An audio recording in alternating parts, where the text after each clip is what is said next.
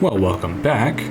Today is another great day to be working on a long-form commission with you along for the ride. I'm, of course, Ruben Armstrong, or Armstrong Illy on this channel. I'm going to be working on this piece right here that you can't see because I have it hidden. Hold on one second. There you go. We're going to be working on this piece.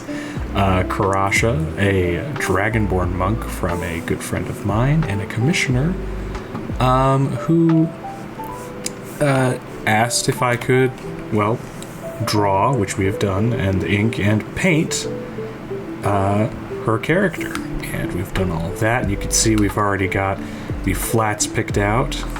I would have shown you how that went, but usually I try to talk to the client about what kind of colors they want, and don't really feel like that's something that I can record. So instead, we went back and forth, and this is the kind of color palette we went with. You can see up here actually some of the reference that we were looking at and some of the things that we were using as ideas. And so now we're ready to get started with this, and I am quite excited to work on this piece. So first things first, I want to say thank you for watching. If you have watched the other videos of me penciling and inking this, I also want to say thank you to my lovely Patreons who support me in this work, as well as those who commission me. And if you want a commission of your own and see it from start to finish on this channel, then maybe head on over to my Ko-fi page where I offer commissions for characters, fan art, and other fun stuff. Whether you want it completely colored, like this one's going to be, or just up to the inking stage or penciling stage. I have a lot of options and a lot of time to do some great work, and I really hope that we can collaborate and bring your character to life. But until that time, I'm going to be working on this. So let's start with a couple of things here. Let me check. That was presentation mode, in case you weren't aware. A lot of times when I sit down to do these, I try to be as professional as possible, or at least try to be entertaining.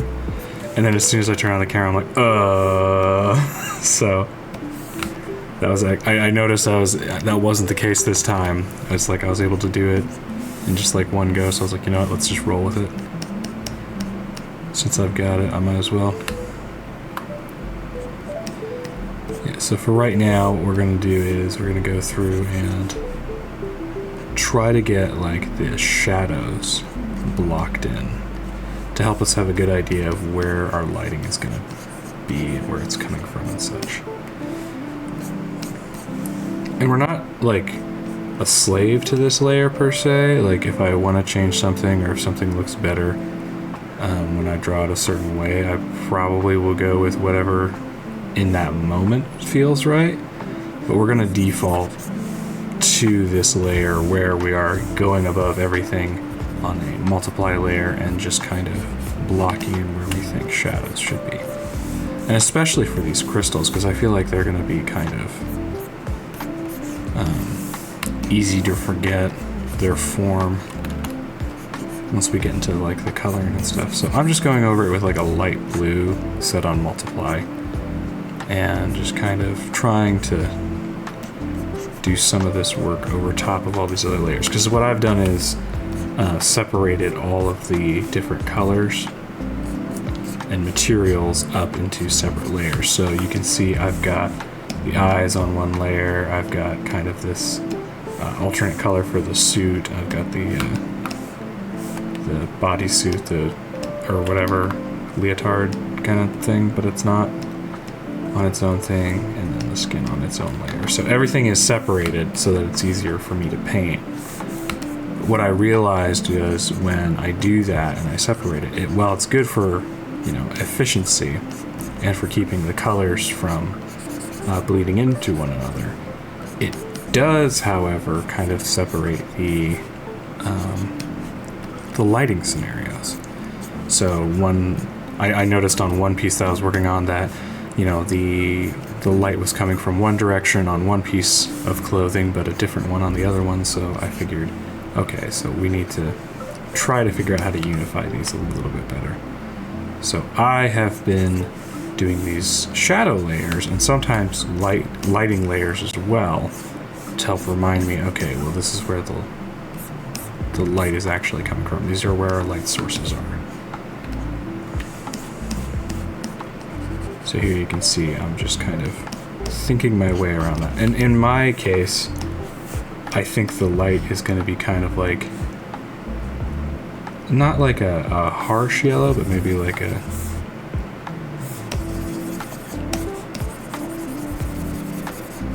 kind of a yellow coming from this direction. So sometimes I like to draw that to just show me where it is. And let's just go ahead, since we're here, let's put this on screen and just kind of lock in where some of these highlights will be. So there'll be like an edge light here. And I've done the same with my inking and penciling layers, or not layers, stages, where I plot out where I want the sun to be, or whatever light source. It doesn't have to be the sun, it could be whatever. Generally though, with kind of heroic poses like this, you will find that they're mostly lit up by light sources that are very, very bright, as you really don't want your character to be that obscured. I mean, unless you're making like a Mike Mignola cover. And like, there's nothing really wrong with that if you do obscure your characters. But the problem is, again, if you're trying to show off a character or, you know, introduce a story or kind of make an interesting like hero pose like what I'm doing here, you like, the whole point is to show off the character. So if you obscure them in shadow, it's going to be kind of defeat your purpose. If this was a comic, I wouldn't have a problem with having whatever light source, or having whatever shadows or anything like that. Like, things can be obscured in comics, it's no problem. But because, you know, it's a story, it's a setting, it's not just a like a poster, essentially, like almost like a movie poster. That's something in American movie posters, well, and just movie posters in general, the way that they've gone is they're very, very, I don't know, it's just like all they show is the actors, and it's usually they have like the same design pretty much for no matter what movie you're showing, because it's like, it's just a ton of characters and movie title in a 3D font, and that's your movie poster. And I don't love that. I do like seeing a lot more interesting things, especially like if you see like some of the like rejected concepts or the minimalist posters and stuff like that. Those are awesome. But I also understand why they're doing what they're doing with the movie poster designs, because you can't always just have a minimalist poster or something that is more artistic, because either you'll confuse your audience, spoil the movie, or just, you know, you'll run into the fact that like your actors want to be seen and want to be associated with the movie because they want to get more work. So it's one of those balancing acts. And there are still some really good movie posters, but anyway, the point is, for this project, I'm going to be showing off this character, so I need the character to be seen.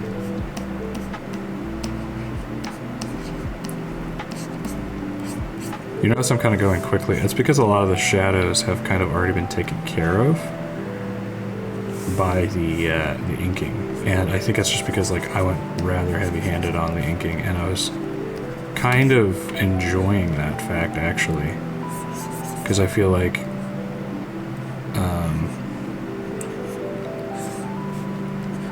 I've been experimenting more with the inking, and I've been trying to like figure out exactly where I want to be as far as how much or how little ink.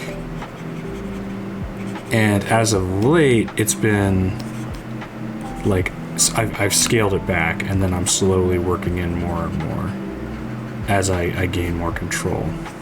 Because before it was just like, oh, it's a surface, it now is covered in ink.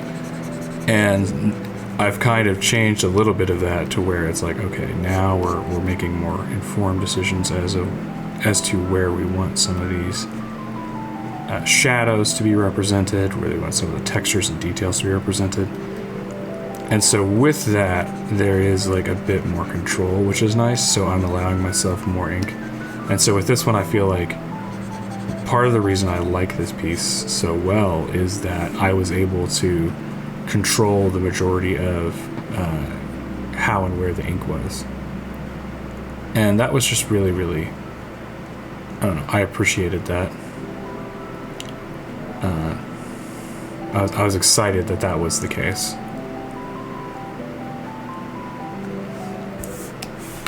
Because so much of the time I feel like I overdo it, and then there's like just no discernible anything on the piece, or just muddies like details or stuff like that. And you can see like there's a little bit of like lack of control in some of these areas that I'm not quite as proud of. But overall, I feel like I had a solid pose that I had picked out from my early sketches, and then I had like a really clean and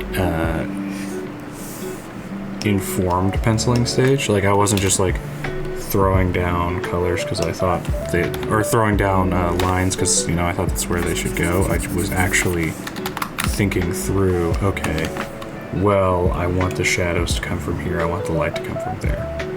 And so because of all of that, I was able to really make a nice,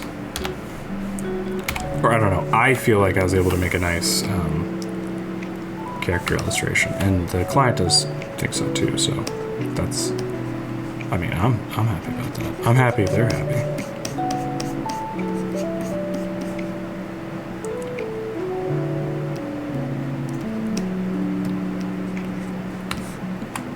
I won't lie, as soon as they said this was going to be a purple dragon though, like I got very, very nervous. Because for me, like, I've talked a little bit about how I'm not a big fan of drawing Dragonborn or drawing like anthropomorphic animals and stuff, just because of like kind of the culture around it from where like my beginnings were on DeviantArt, and how that was kind of like less than appealing to me. But then also like how a lot of times dragons kind of fall into the same looking design, like how just like every time you see an anthropomorphic dog character or cat character, they always look the same, and that always like just bothered me in general. And I think dragons were like the worst offender in my mind, where it's like, yeah, they always look the same, they're always purple and, you know, they have like, you know, pink scales and stuff like that and whatever. So then the client was like, yeah, it's gonna be purple. I'm like, oh. So it was a challenge to me to kind of get over that I guess stigma in my mind of how I think and feel about dragon hybrid characters, and kind of try to make something that like both the client liked and wanted and that I enjoyed. Because that's the thing, like I don't have to enjoy a piece in order to work on it. In fact, in a lot of cases, like that's doesn't really enter into the equation. Now obviously on my commission page you'll notice it's like, yeah, I'm gonna draw within certain bounds, but at on the other side of things, you know, this is a collaboration, like I said, with the client, where we're bringing something that the client has, you know, thought up or invented or written for or come up in some way or the other, and we're trying to bring that to life. That's my job. So a lot of my personal preference does get put to the side for that. Not all of it. I'm still a professional. I think the point of if you're giving out commissions and you're an artist, you have to be willing to put aside some of your knowledge to let the customer tell you what they want, and your job is to perform as best you can to give them that. Now, as the customer, if you are ordering commissions, what?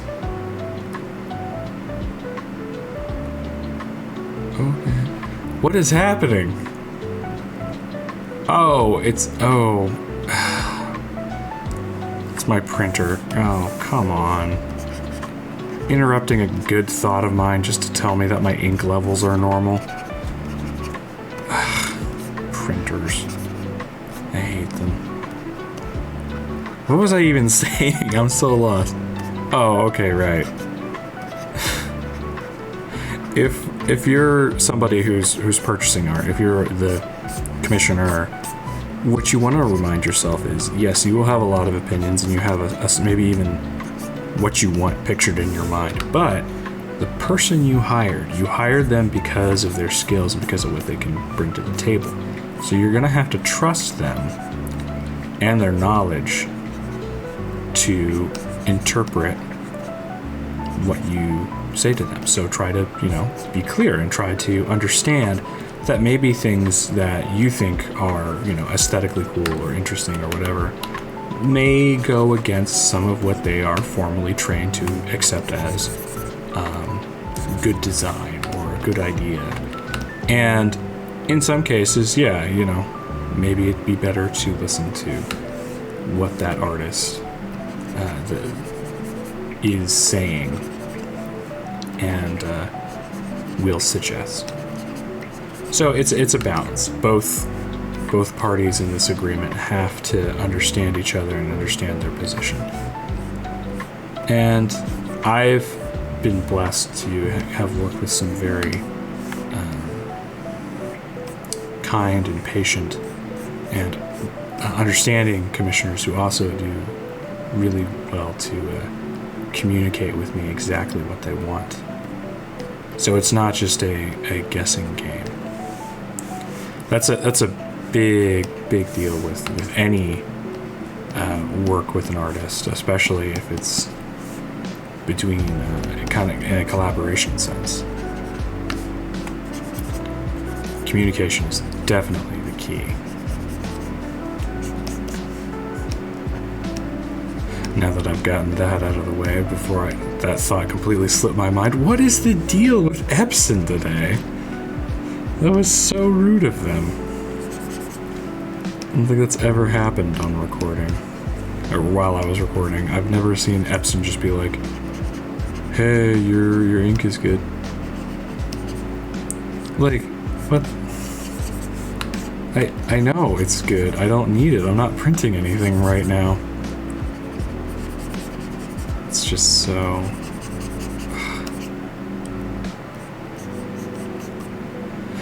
And it wasn't just like if it had just like popped up like in a little like in the taskbar or whatever, I would have been like, okay, I'll check that out later. But like the fact that it was like there's a huge message on this screen, and then like it started like doing stuff on this screen as well, and then everything blacked out because it was like install this print checker. I'm like, I don't want to.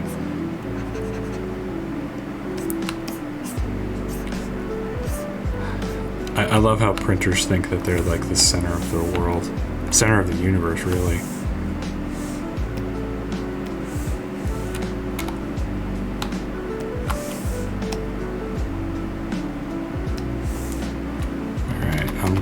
Try to add this light in. Here we go.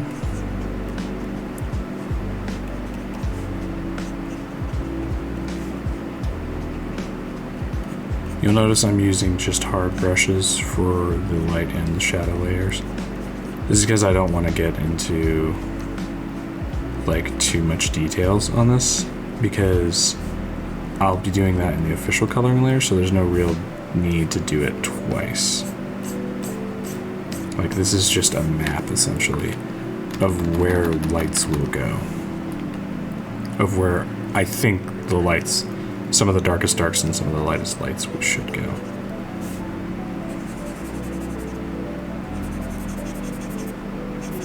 It doesn't have to be exact, but the more that you kind of map it out, the easier it gets when it's time to actually do the full drawing or the full painting.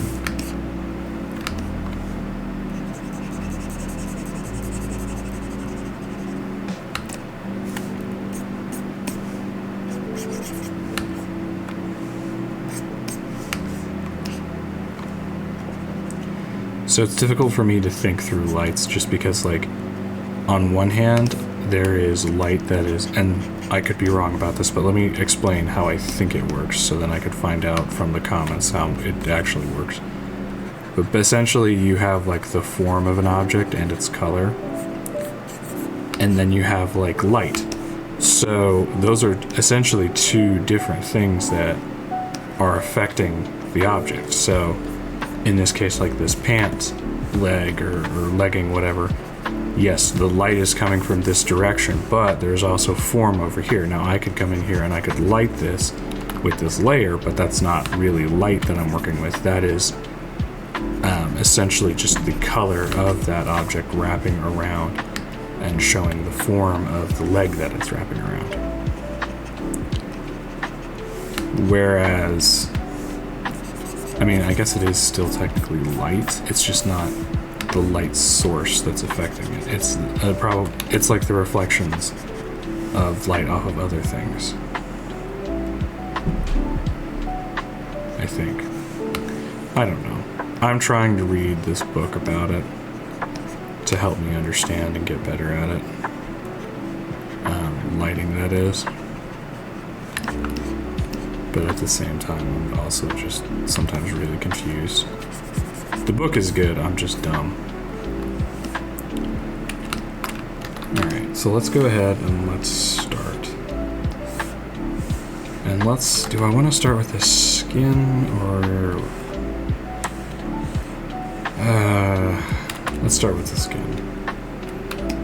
So I'm going to select this layer. I'm going to hide the two light and shadow layers. And I'm going to go ahead and I'm going to select our purple here and kind of tweak it just a little bit so we get a little bit of a better shadow color for it. There we go. It's not bad. Maybe change the shadow color.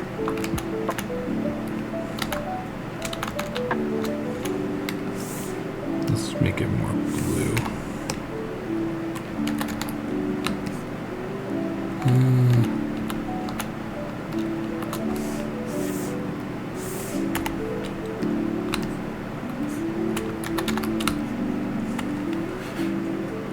Let me see, actually. I'm looking at paintings while I work up on my other screen, and today it's Jesper Esching that has inspired me.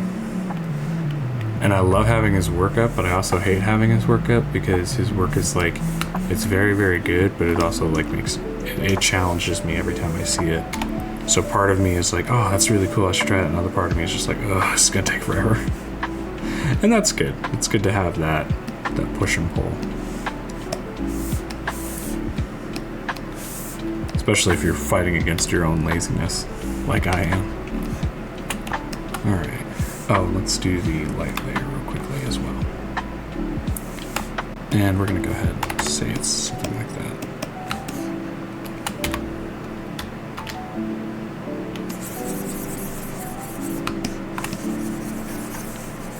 Yeah, I was not as thorough with the light layer, but it's alright.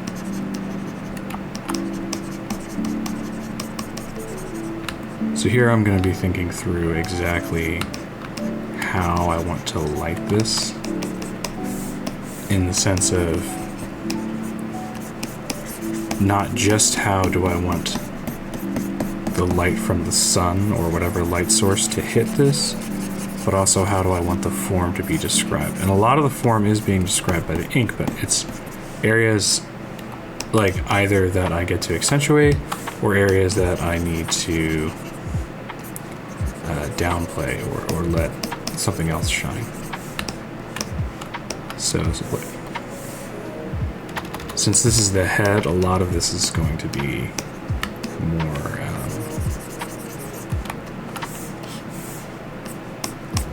accentuated and more shown off. Like more of the pretty work will go here, more of the actual rendering and such.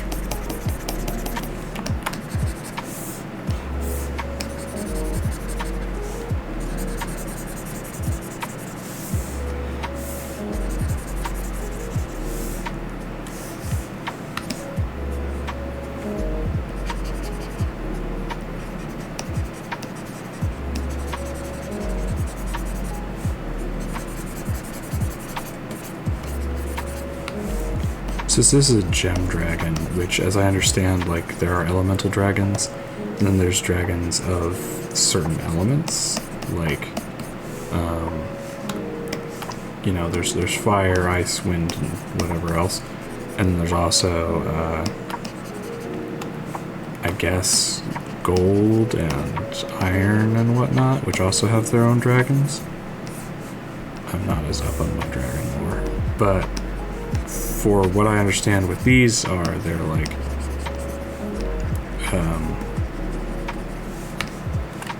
they're over like certain gems and they have some sort of power over them or are powered by them. Like I said, I don't know a lot, but I probably should have Googled it before I started the video, but I was too busy working on other work.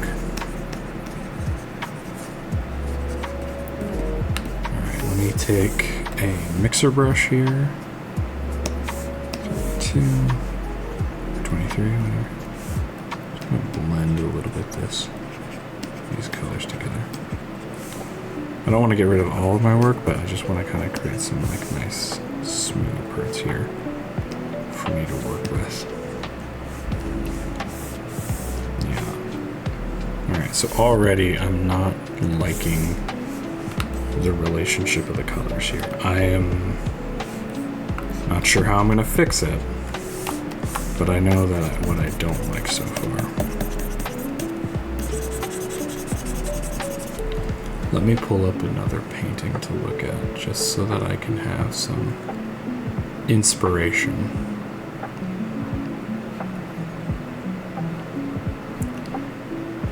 Because painting like purple skin is one thing. Painting purple scales is another. So I need to be thinking along those lines, which is kind of new for me.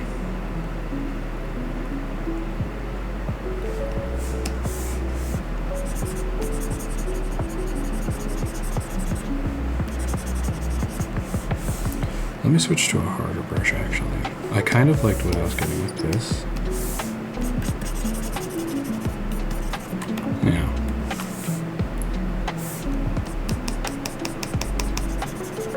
To kind of preserve that iridescent look, I'm not going to go like to white. I'm going to just start to move more towards like this kind of almost turquoise-ish blue. And I want to kind of flatten out some of these areas here.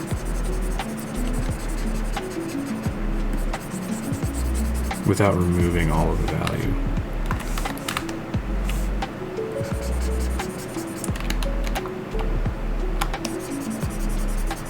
I don't know, this might be trash. I might have just ruined the whole thing. But we'll see.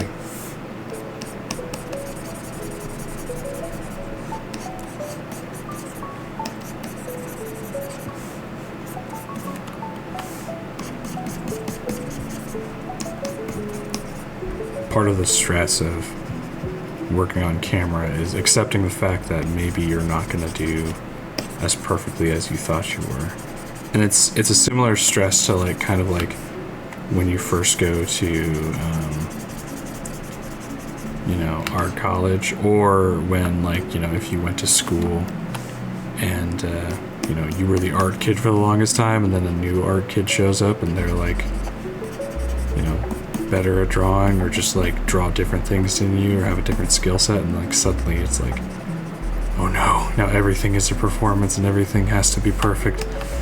You know, I must retain my, I'm the art boy, I'm the one who draws. And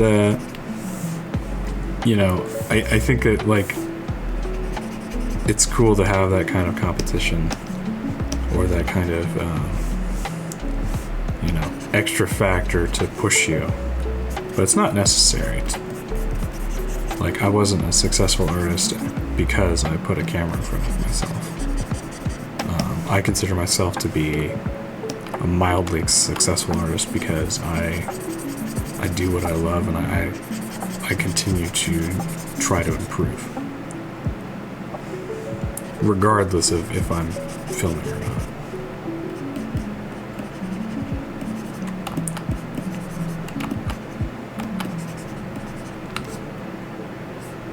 We're getting closer to something that I can at least acknowledge isn't garbage, but it is still not how I want it yet. So what I'm going to do here, I'm gonna do something stupid. I'm gonna go here and I'm going to select this. Do I want to do that? No.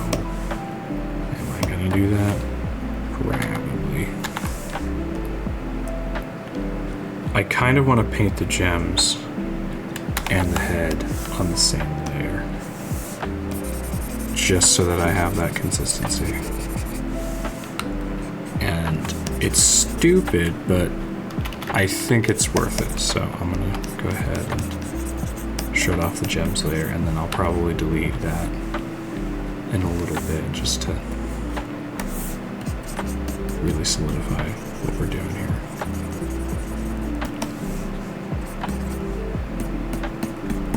It's a gutsy move, Cotton. Let's see if it pays off. It's a bold strategy, Cotton. That's what it is. I don't even know what that's from. That's just like, I've seen that clip so many times, though. People have been putting it in their video essays and such.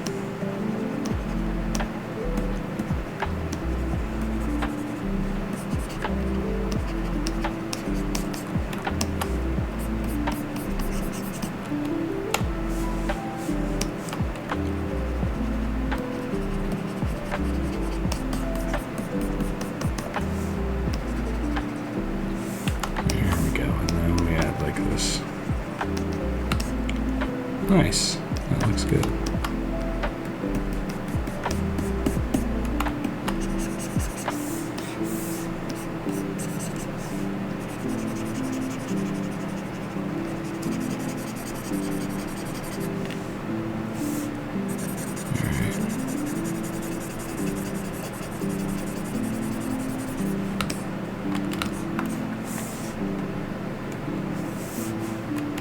So these gems up here just don't work.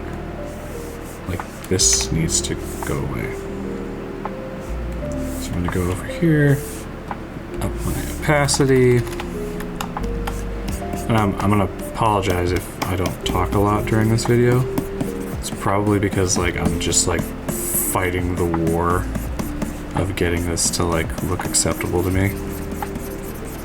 Which apparently is like all out like slaughter out here, just trying to get like anything that like makes me go, okay, yeah, that's good enough. Like, at first I thought, like, when I sat down for this, I'm like, all right, sweet, we can do this. And then as I have like locked in and begun to work, I'm like, this is gonna be absolute, you know, madness to get this where I will be happy.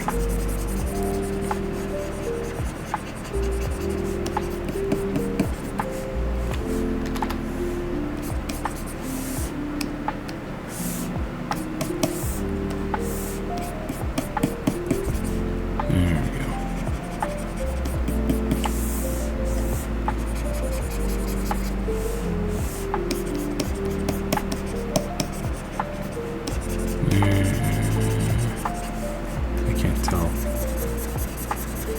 in that ugly stage where everything is like kind of in the twilight of where it should be. Like it's not quite good, but it's not quite bad. And that's something that happens to every piece. At some point, you'll just get to the stage where you're not where you want to be. But it's really difficult to see, you know, where you want to be at that point. It's not what you envisioned, you know that. And I think every medium has that. Every piece will have that moment. And that's just important for, like, development, to understand that yeah, you're in an ugly phase. It's not going to look, you know, aesthetically pleasing the entire time. That's what I like about seeing people when they paint. If they paint on, you know, they publish paintings online, or if they are showing off their process on their Patreon. Some of my favorite people that work on that stuff, like, they won't show what they're thinking, like their finalized sketches or anything like that. They're just like, look, you gotta trust the process. You gotta follow along, because this is, you know, this is what I see, this is what I have to work with. And it's always like so rewarding to like see that like finally like emerge. And as the viewer, we don't fully understand what they go through, but you know, if we can't see exactly what they're trying to paint from the very beginning, that's a little bit like what it is to be the artist, except for you have an idea of what you want to paint or what you want to draw. It's just you have to find a way to make it happen. And you've got to use all the tools in your arsenal to get that image in your head out into reality. And it's tough.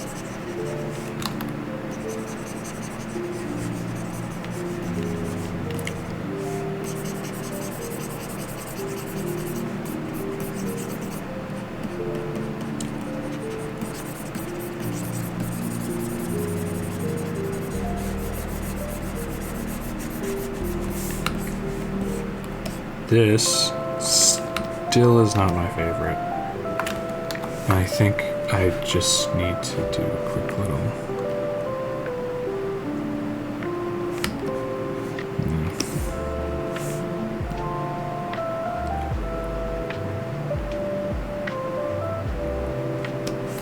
Alright.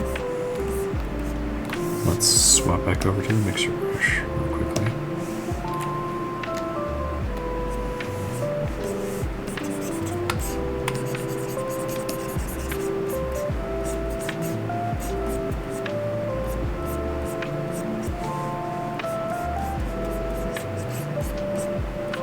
I don't really love the mixer brush, but I do like how it will help some of the blending out.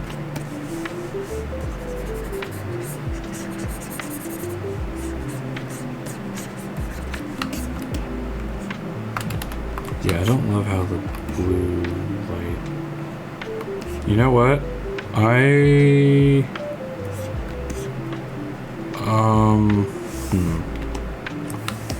Yeah, I'm going to start over on that. No, like, it's just not jiving for me. I think that starting off with a purple shadow is what got me. So I need to move more into the blue to bring out that turquoise. Actually, more into the green, probably.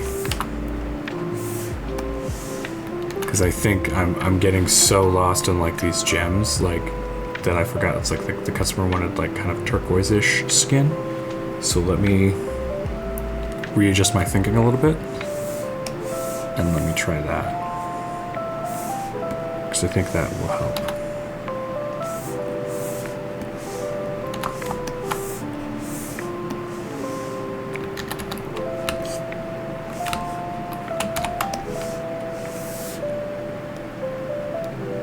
Sometimes I get a little too happy with,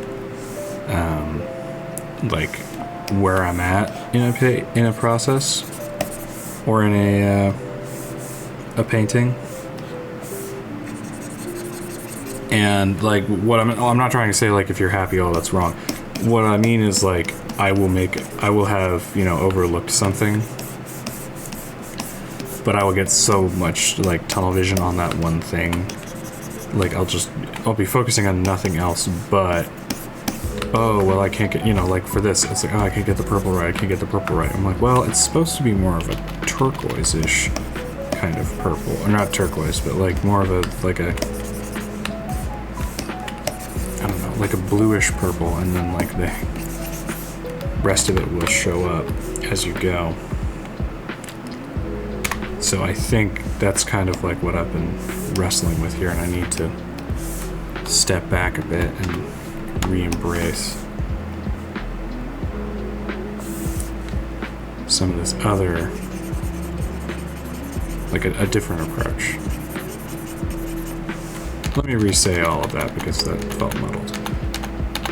Sometimes it's good just to delete what you've been doing because, you know, you can overwork a piece and you can really get lost and in the weeds about some things if you focus too heavily on just one aspect. For me, that happens a lot. So, especially when I'm coloring. So, a lot of times to help myself avoid those kind of situations, I will just delete the layer and start over. And it's like, okay, well, if it was so perfect, then you can remake it. And if you can't remake it, maybe you'll make it a little bit better than it was.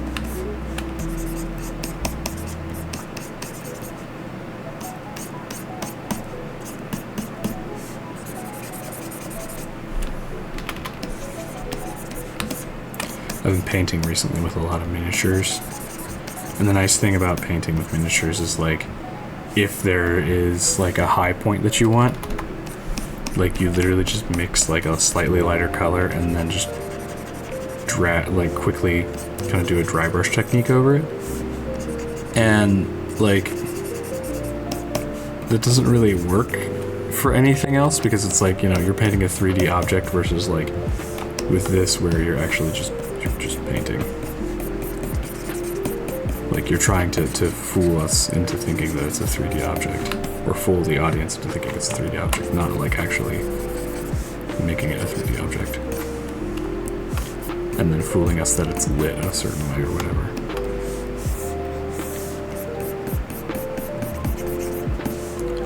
I'm starting to get mildly frustrated with this. It is beginning to tax some of my patience.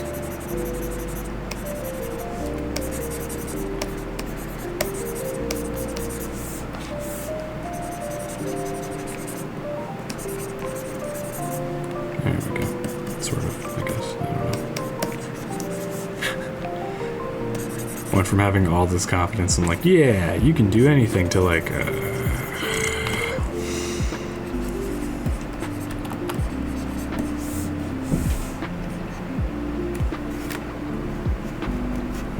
So I was watching Friday the 13th today, and before I was recording, I was almost finished with the movie, but it's not like finished yet. So like my thought was like, I guess I could watch it while I work, and then I remembered that I was recording. I was like, I can't watch it while I work, because like while it would be funny to like paint while a horror movie's going on, I don't think it would be like, for one, copyright, for two, like also like it's not really the vibe I'm going for on the channel. But you know, I don't know, maybe that's something that can be done. It's just not a a vein that's been tapped yet.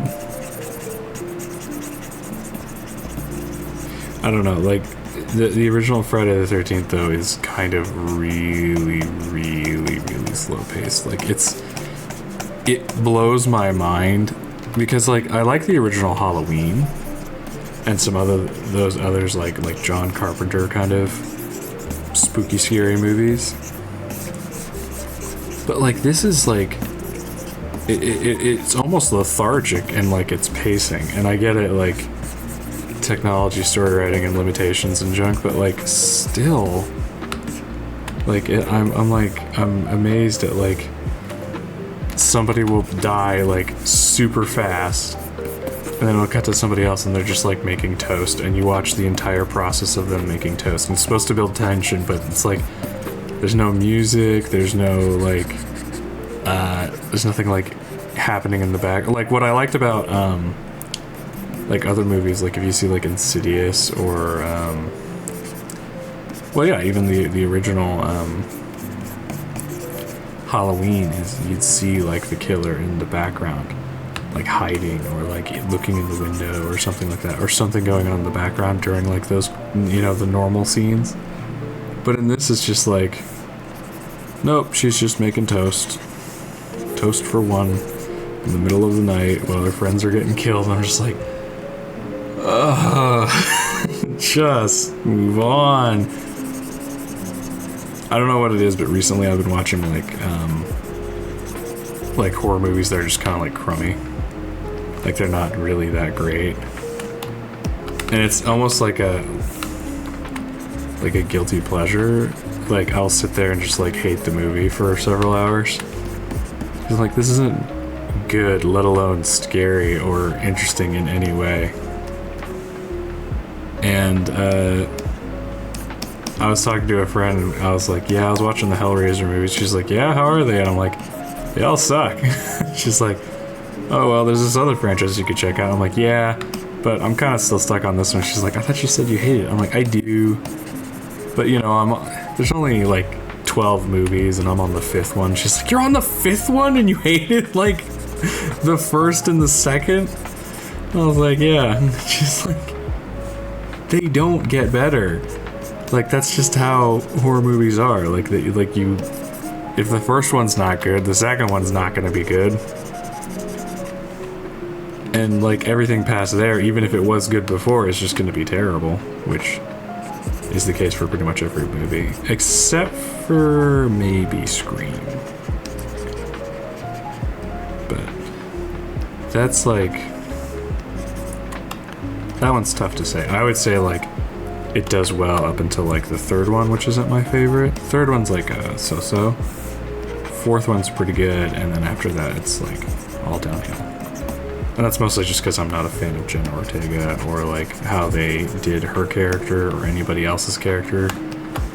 Like, they just, like, okay, the first remake of Scream, or whatever, the modern Scream, sure, fine, whatever. I'll give it, like, some points for being a little bit interesting. But, there was a lot of, like, characters where I was just like, alright, and now they need to go away, and they never did. And it's like, I kind of hate that, where it's like, if you have crummy characters in a horror movie, you're just, like, hoping the killer gets them. Which is, like, it stinks, because it's just like, you're like, kill him, kill him, kill him. I'm just like, what does this say about humanity? But, I mean, that's how the genre works, is like, if you meet something that you don't like, it's probably going to get stabbed. Which, I don't know what that says about horror movies, but anyway.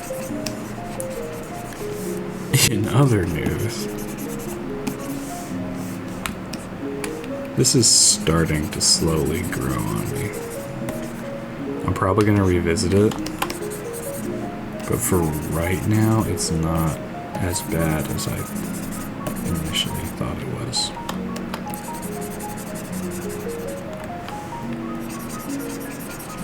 It's tough doing these live, because I want so much to be, like, for this to be, like, entertaining and interesting to people, but also part of that is, I feel, being genuine and showing off the entire process, whether it is, you know, good, bad, or ugly. In this case, it's ugly, but you know, I have to accept that, and I have to understand. It's like, look, this is, you know, this is what you signed up for this video.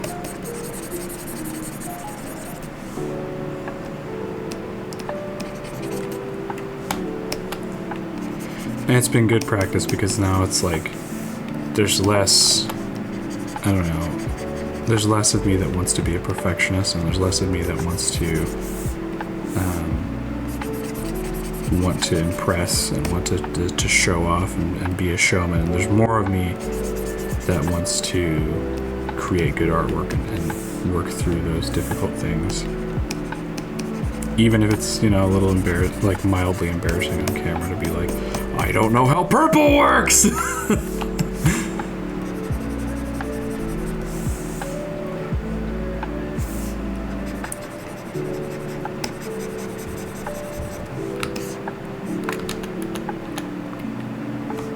Alright, let's keep working on the skin, but let's work on a different part of the skin here. So let's go to the feet. The feet or the legs? Let's do the legs.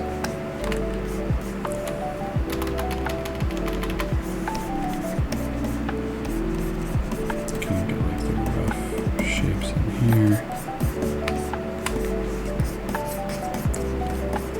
Yeah, it's that iridescent purple on the skin that scares me. Like, I don't want it to look cartoony, and for some reason, like, that just screams cartoony to me. But then I think it's good practice because I've been working with human skin for so long.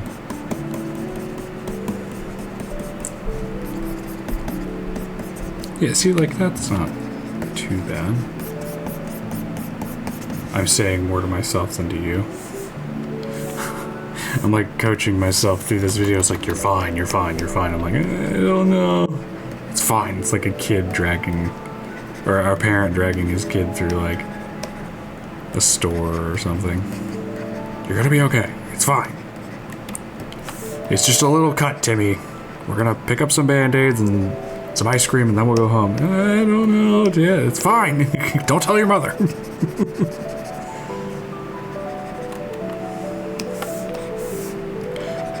Man.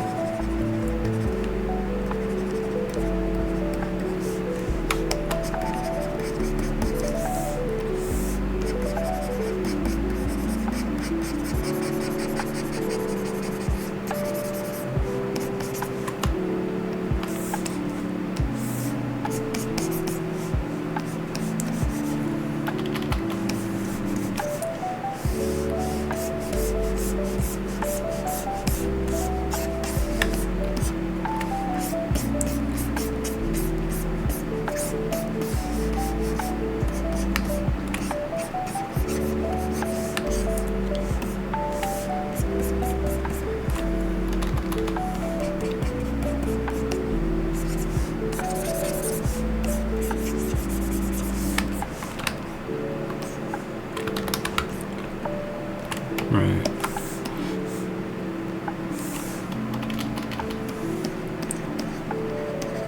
So this is actually starting to kind of look closer to how I want it to look.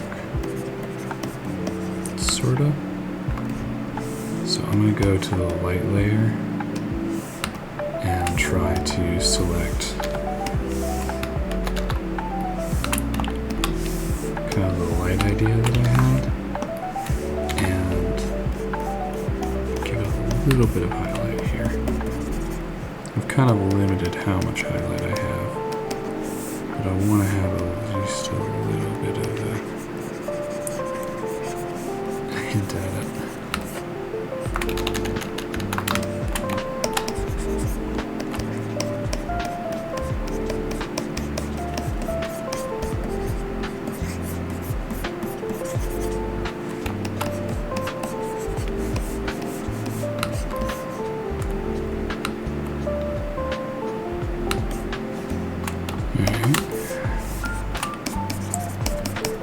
Back on the head.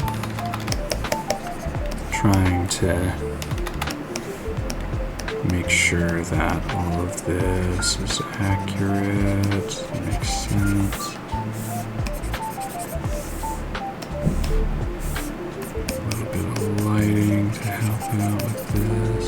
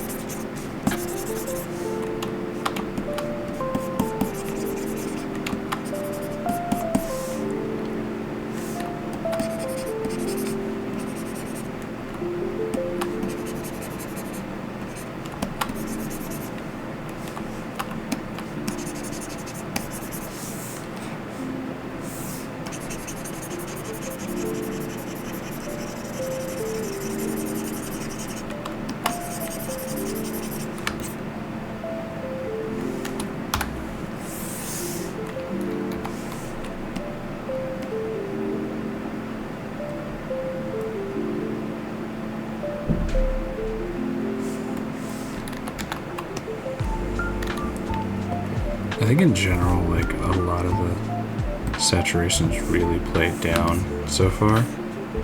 That's probably just based on, like, the fact, again, that I'm not as confident in this color scheme. And I think part of that has to change if I'm gonna make this a successful piece.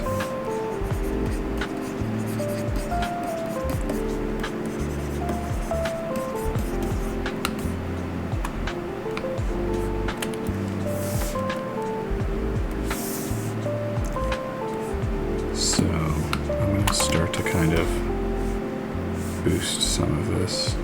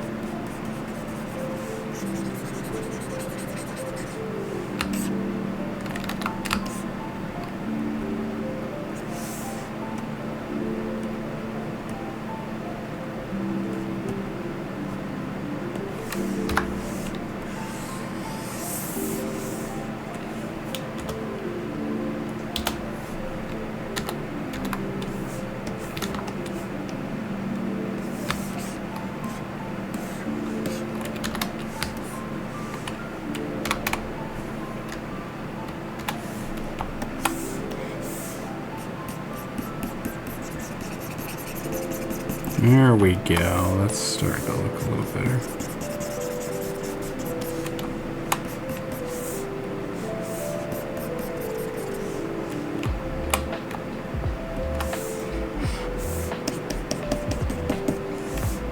I don't know why this is so hard for me, but it's just been like a roller coaster of I don't know if this is gonna work, and like this is gonna be fine. This is gonna be fine. And so I'm sure like the footage of this is garbage, but like I said, like it's hopefully at least like something that you can look at and realize that not everybody is perfect and not every idea is going to just come out as easily as pie. It's sometimes it's pecan pie, sometimes it's difficult.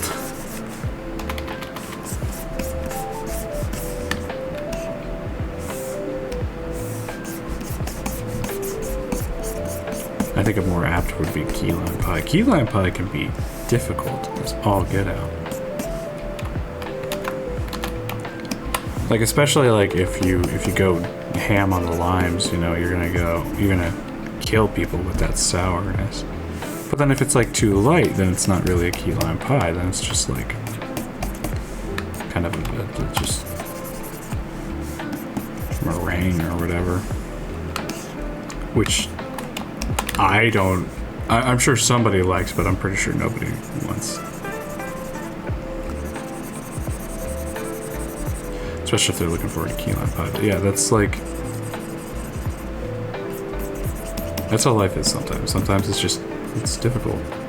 And to record every week and expect, like, you know, perfection, that's something that I should know better, but I didn't, so there you go. That's my humbling that I get for this week, I guess.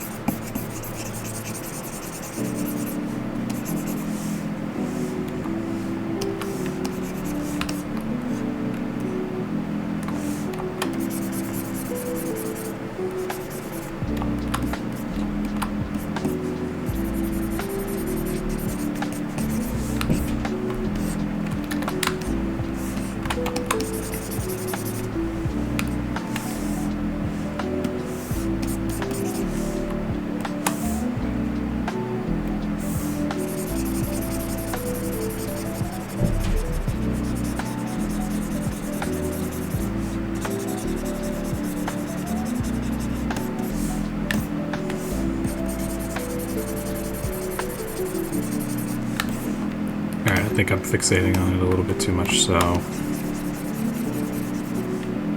take another break from that. Do some more work down on this section. I might actually, I think a good thing would be to stop working on the skin for a little while.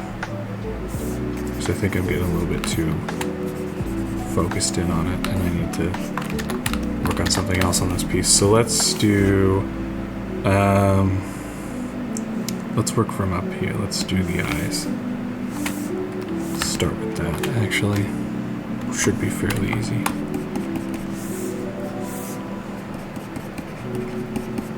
There we go. I'm sure you've heard it 100 times, but, you know, the eyes are never just pure white. Unless you're painting fantasy characters. Then they can be whatever color you want. But it's still a good idea to not have them be pure white.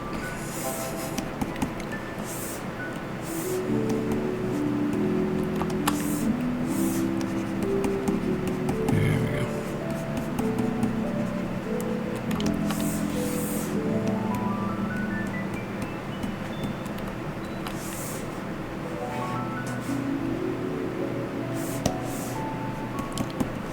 Some quick highlights here. See, I can draw when I try.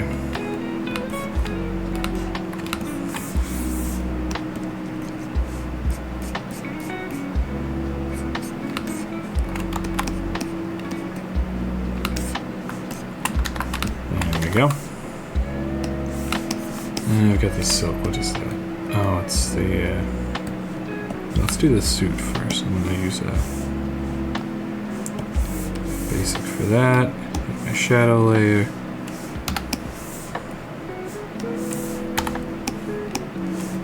There we go. Go ahead, hit my lights. And I'll figure out the lights myself, actually.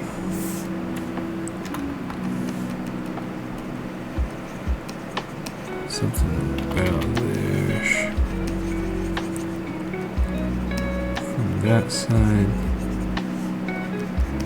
Ought to be good.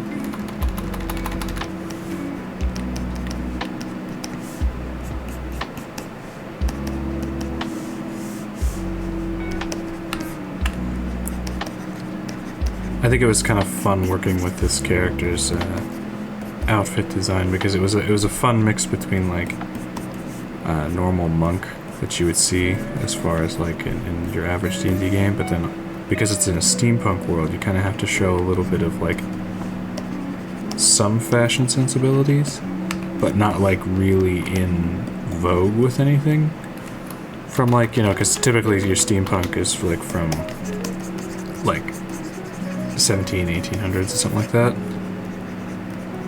So with this character though, because she's a monk and she's like a street fighter, you want to have her both like exist within that world but also kind of apart from it. So it's like, yeah, if you saw her walking down the street, she's going to stand out, but not because of like it feels like she's from a different time period altogether.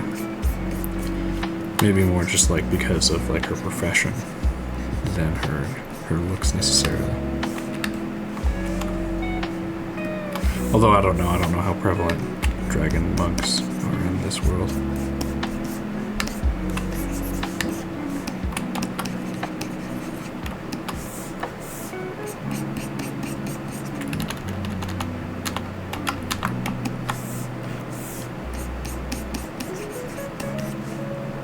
There we go.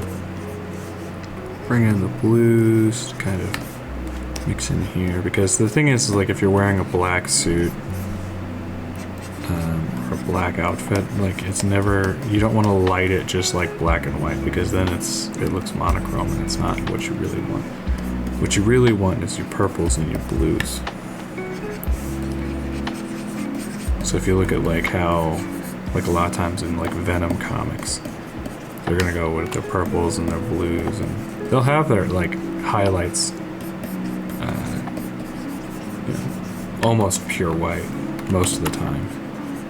But at the same time, because if they want to show reflective surface, they're gonna really punch some like middle colors,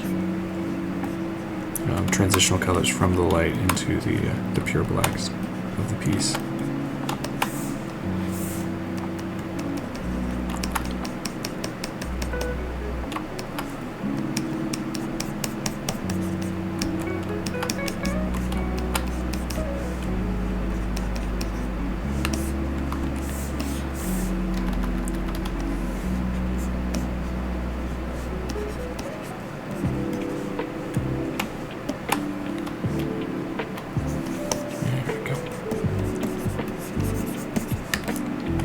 Take my mixing brush here, just kind of help some of these along. Doesn't have to happen, but I think it helps a little bit. Blur some of the colors together.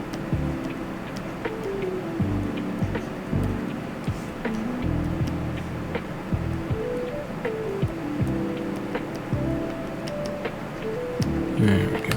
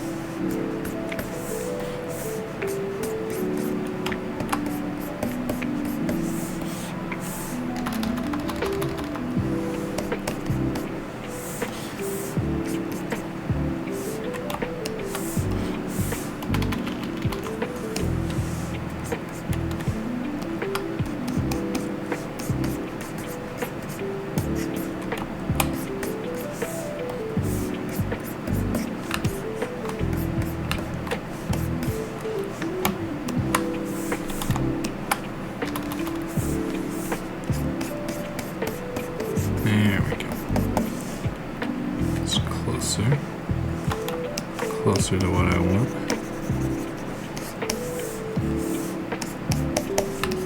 Is there anything else on this layer other than this?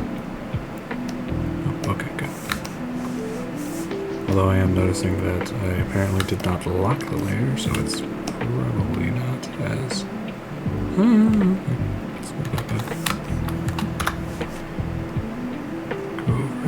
so... Back down, so I don't paint over top of anything else that I don't want to be painted. There we go.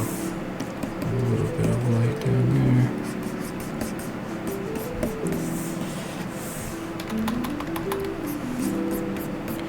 I like reading those old, they're not old, but those 2000 comics, like from the early days of digital art, and seeing like them discover like the airbrush tool or the soft, because everything just feels like ultra smooth in those comics, and it's really kind of funny to see, like especially like the traditional colorists and stuff like that, like really kind of, like in a way they were trying to figure out how the program worked. In another way, I feel like it was also just pure, like that was the style of the times, like they kind of like semi-edgy look. And not semi-edgy, everything was edgy to the max. And you know, I grew up in that time reading those comics where it was like that, and it was so funny to me to see, you know, that later when I was learning about digital artwork and painting and stuff, and like how my work kind of looks similar to them. But like at that point, I wasn't like, yeah, I was like, oh. And it was just kind of funny revisiting. I was reading, I guess it was Invincible, where like you could tell like they had started bringing in the digital colors, and they did a pretty good job with it in that comic. But there was a couple of panels I remember seeing, I was like, you were trying out that old digital art again, how's that working for you? Which I think at that point they had been doing digital art for a while, so it wasn't as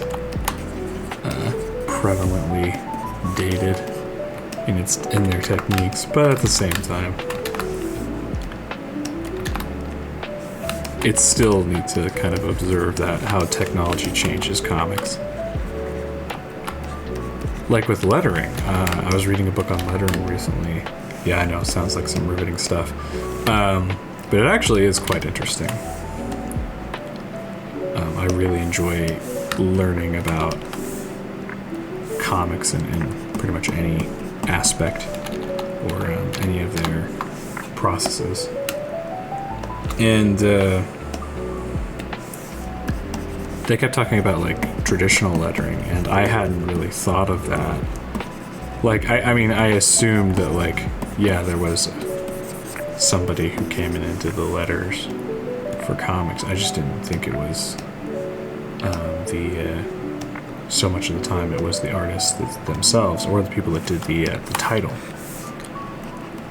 So you'd have somebody who like their entire job was to create the graphic design, the title, and all the letters that went into the comics, and they had to work from grids and had, you know, very, very tight deadlines, of course, like all of the process of comic making. But their whole job was to kind of like come up with fonts and come up with ideas and things that would work for the style of that comic.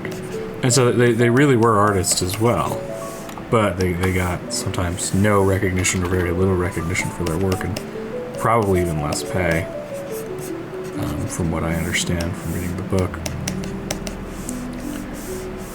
Yeah, I think like they were talking about the shift to digital and how so many of them were like, some of them were like, yes, finally, I don't have to, you know, do this, and others were like quite confused as to like what to do now, because now in their mind anybody could do, you know, their job. But it became very obvious that no, that's not the case.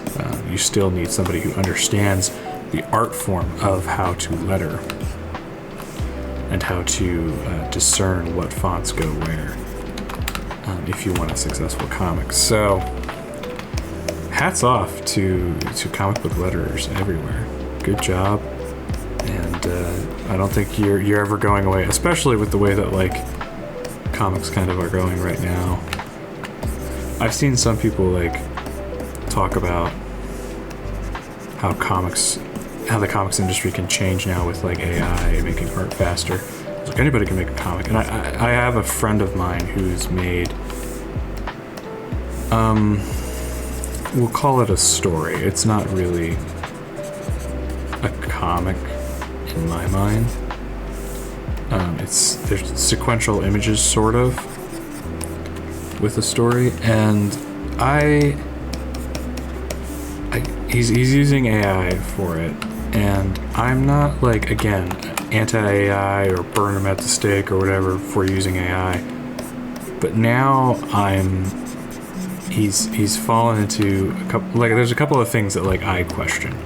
First of all, why would you make a story completely from AI and only have it illustrate that way? Because you're already limiting yourself in the capacity of the technology, or in the capacity of, like,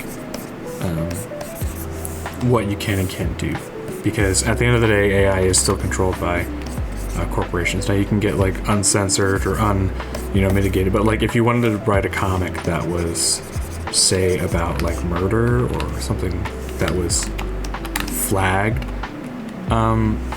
then you're gonna have to figure out how to either get around that, or you're gonna have to figure out how to just live with the fact that you can't do those sorts of topics, which, on one hand, people would be like, oh, well, then people shouldn't have those topics in the comics. I'm like, well, yeah, but, like, what about Mouse? Mouse by Art Spiegelman would never be able to be generated by AI right now. And maybe you could make an argument for that, but that AI, can be manipulated and moved as far as, like, image generation, but I don't know. I don't think it's something that's inherently creative. Let's put it that way. But with that, another problem that I have now is everything that this guy does, and he's a creative person, everything this person does is now going to be under the scrutiny of, did he make this or not?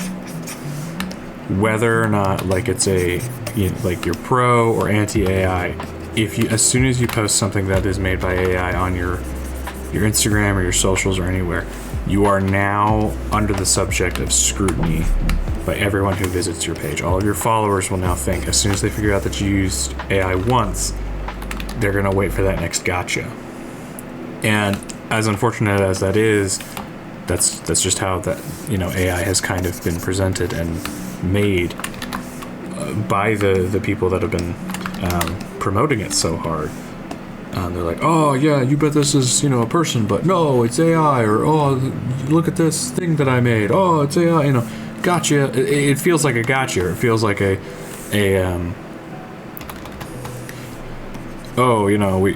know something that you don't. So now people hate that nowadays. They don't like feeling like somebody is smarter than them.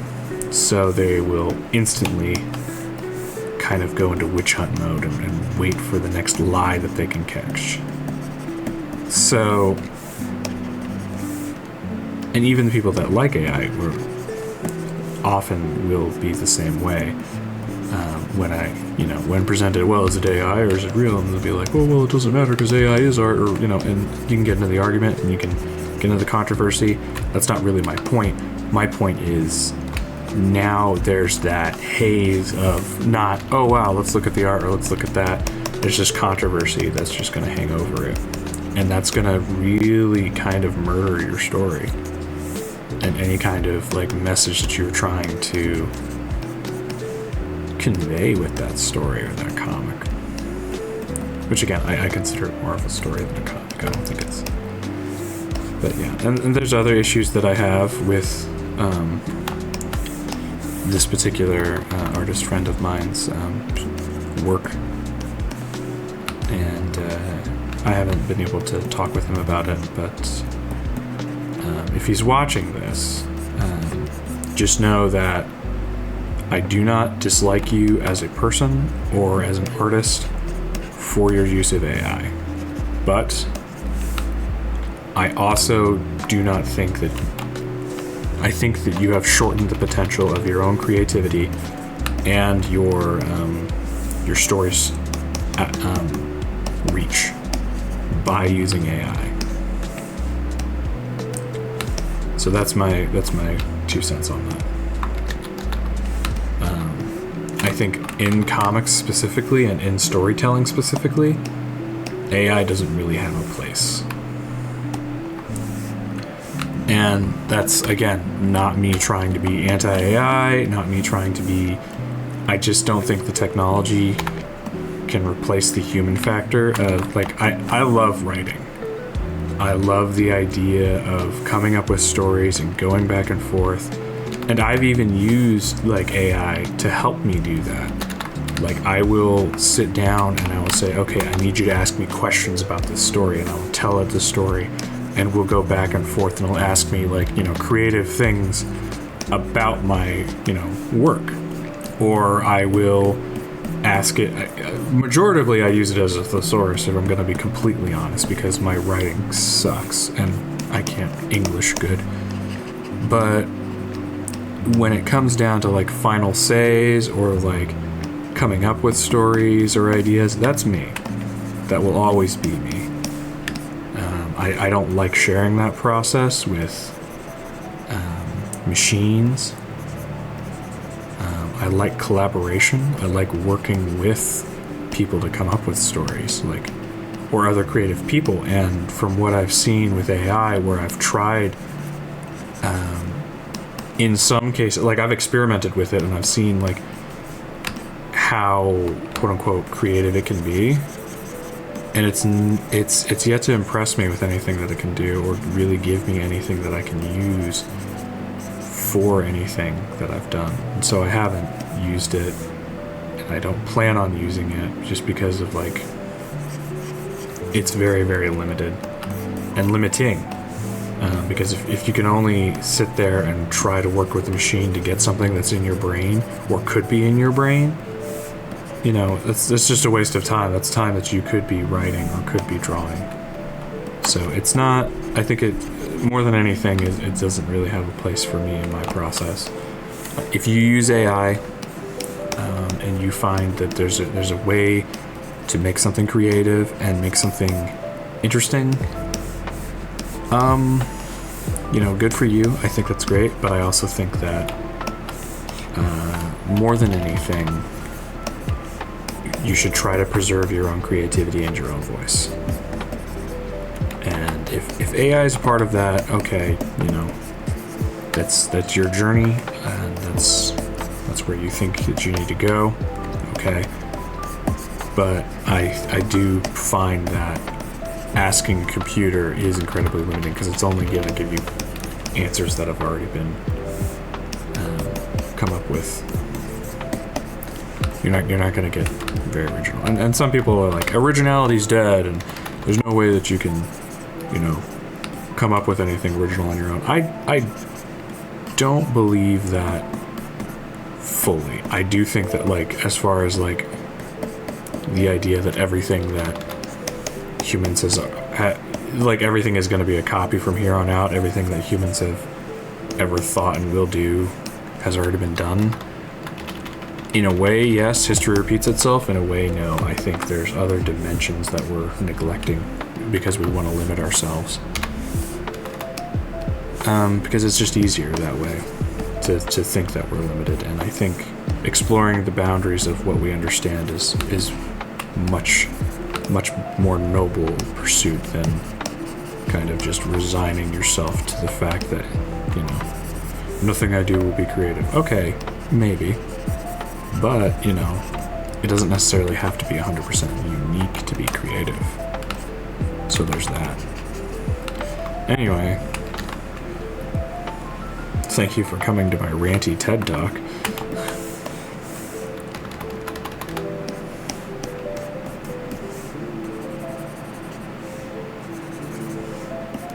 I often wonder when I'm making shorts, like when I'm talking and working, it's like, you know, I don't really think about, oh, well, this would be a good opportunity to say something to go on a short. I don't think that. What I do think about, though, is, like, later while I'm, like, editing, I wonder, like, what part of the drawing I'll be on, because it's like, if you're unfamiliar with my channel and you just see me working on, like, a random, like, dragon foot like this, you're just gonna be like, what? Why is he talking about waffles while he's, you know, working on this thing? It's something I've wondered as far as like if that's a positive or negative thing for my channel.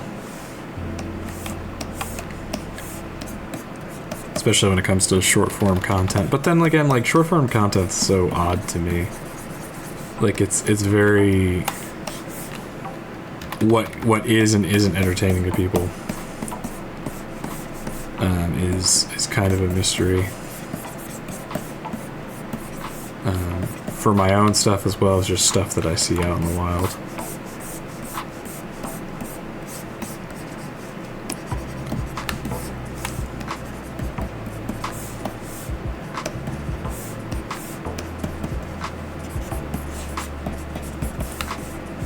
So these here are tonfas, and the only reason I know what tonfas are is because of a game called Shadow Fight 2. And Shadow Fight 2 was awesome. It was a game that I had on my phone. It's probably the first mobile game that I really like sunk a lot of time into. But what was awesome about it was like you had all these weapons you could get, and because essentially all you were was just this silhouette of a guy fighting other silhouettes, and you had, you know, all these ninja weapons and stuff to get. And so what was awesome about that was they had all the names, and I had a weapons book when I was a kid that kind of introduced me to like different types of swords and spears and stuff like that, but it was all like medieval Europe. And so this was all like, you know, Japanese stuff, and I was like, yes! And like I kind of blame that game for getting me into like some of the like it probably is what also got me into some anime stuff, but for the most part, like it really got me into like kind of like ninjas and kung fu and karate and stuff like that, because like I didn't see Karate Kid when I was a kid, it was a while before I saw it in full, but yeah, I remember seeing that and being like, yeah, it's awesome.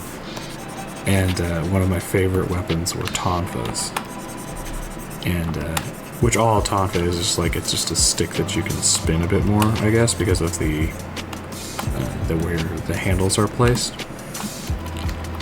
which is I guess really handy if you're trying to beat the crap out of somebody with a stick, with momentum and such. So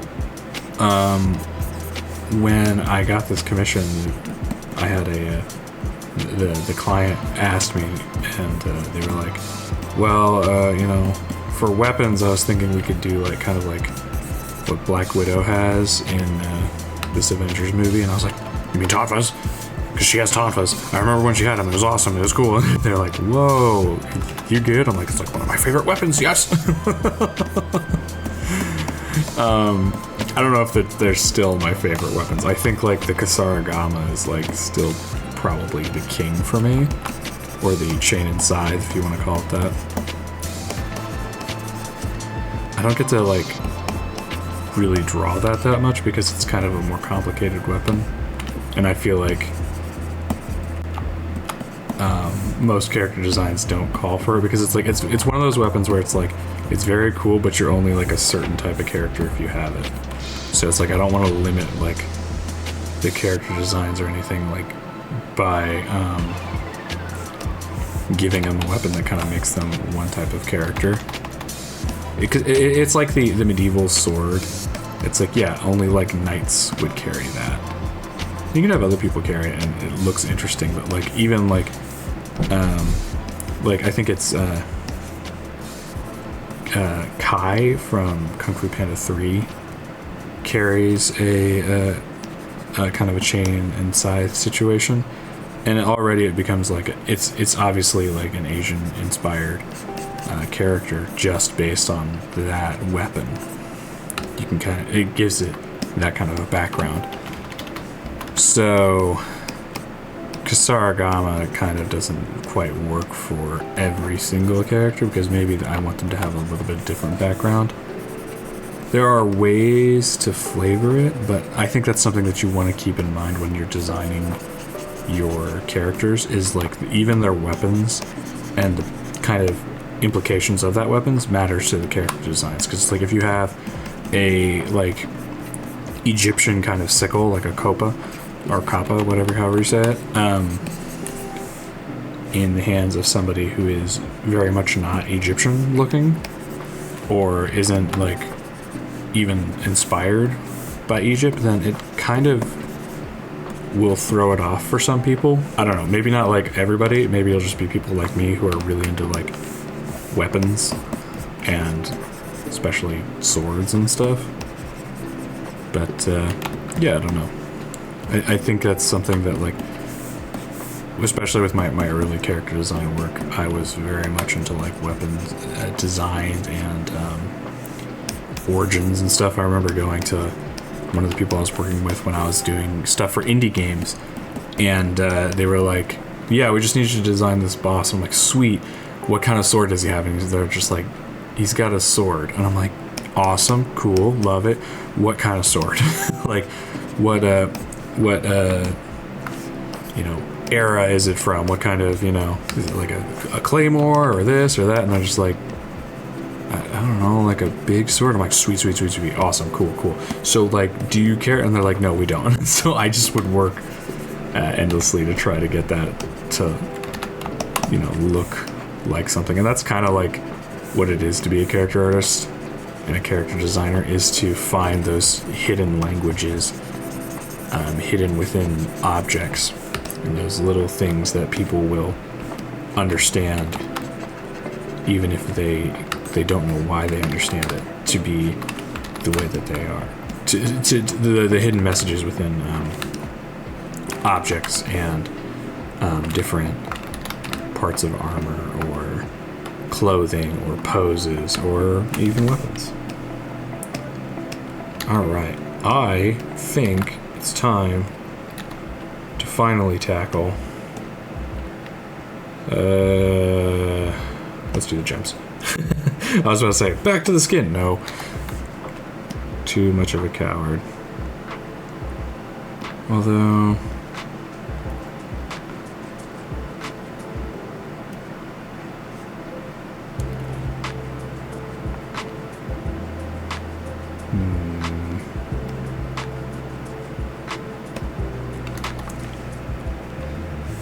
I need to figure out how I'm going to get this skin right, because it's not where I want it to be.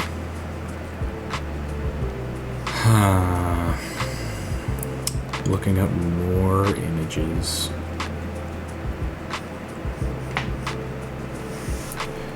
It's just like, it's a weird mix right now of like how much purple and how little purple I want to deal with.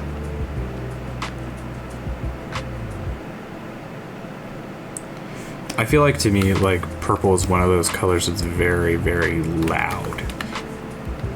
Like, in its implications, and then also just, like, when it comes to... loud's not the right word. I think it's just strong. It's such a strong color. So, like, for instance, like, orange is similar to this, where it's like, if it's orange, it's automatically just going to be some of the brightest. Like, even if it's, like, dark orange, it's going to be very, very bright and warm, you know, versus purple, it's like, okay, so this is light purple, this is lighter purple, this is dark purple, and it's like there's not as much of a variation, I feel like, when it comes to the colors, because purple's just, it's dark, it's deep, it's, I don't know, it's difficult for me to kind of think how I want to manipulate it. So I'm struggling here and trying to look up reference and figure out how exactly I'm going to do this. That's a cool reference. I can't show it to you because I don't know who the artist is, and I want to make sure that if I can give them credit if I do show them, but...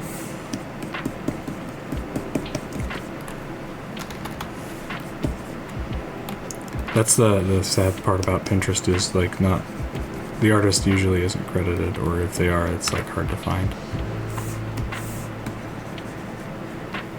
Hold on. Let me do something. Let me see if I can actually show you this. So I'm going to save this image over here. And then I'll do a Google image search to see if I can locate it, because I think I recognize this style. It might be Jesper Estring. No, it is not. It is Igor Kiriluk.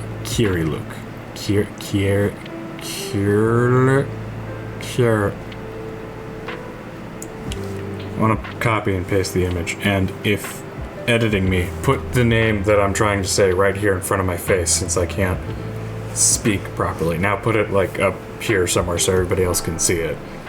But like, do you see how hard this is to say? I dare you to try to say it. Anyway, I'm gonna put the actual reference image that I'm looking at in here of something from Magic the Gathering, I believe. I don't know, I don't play Magic the Gathering. Nothing against it, I just don't know the game. And I'm also not like super into card games. I don't know what it is, but like there's always just like too much strategy and not enough like narrative. For my taste, at least. So I'm gonna try to color pick some of their ideas here. And this artist seems to be more like focused on lavender, probably a little more than I want to be, but I'm gonna take some of these ideas just to punch some of the highlights that I don't feel like are getting enough love here. And then I love how they shaded that shoulder. That's just like, that shows like a knowledge of anatomy. That's just great.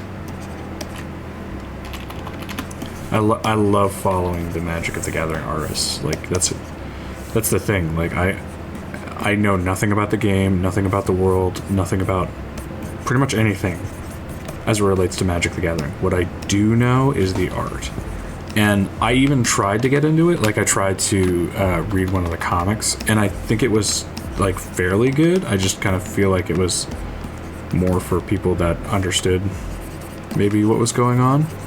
But like I remember really enjoying and I still do really enjoy the artwork and the cards that come out for that. And I don't really follow it as far as like, you know, oh well, this, you know, new pack by this artist or whatever follows. I just follow the artists on usually their Instagram or like their ArtStation pages, so that if they post something new or if there's a new like bit of art that I can see. And I really wish that like Wizards of the Coast would release more art books for these cards. Like, and I think that's part of, because of the collector's factor of the cards, they're never going to really do that. Just because it's like, well, if I can just go and look at the pretty cards in the book, then I'm not going to go to the store and buy them, would be like what they would be afraid of. And in a way I can respect that, in another way I'm like, please just release the cool looking you know, I just want to see the cool looking art, man.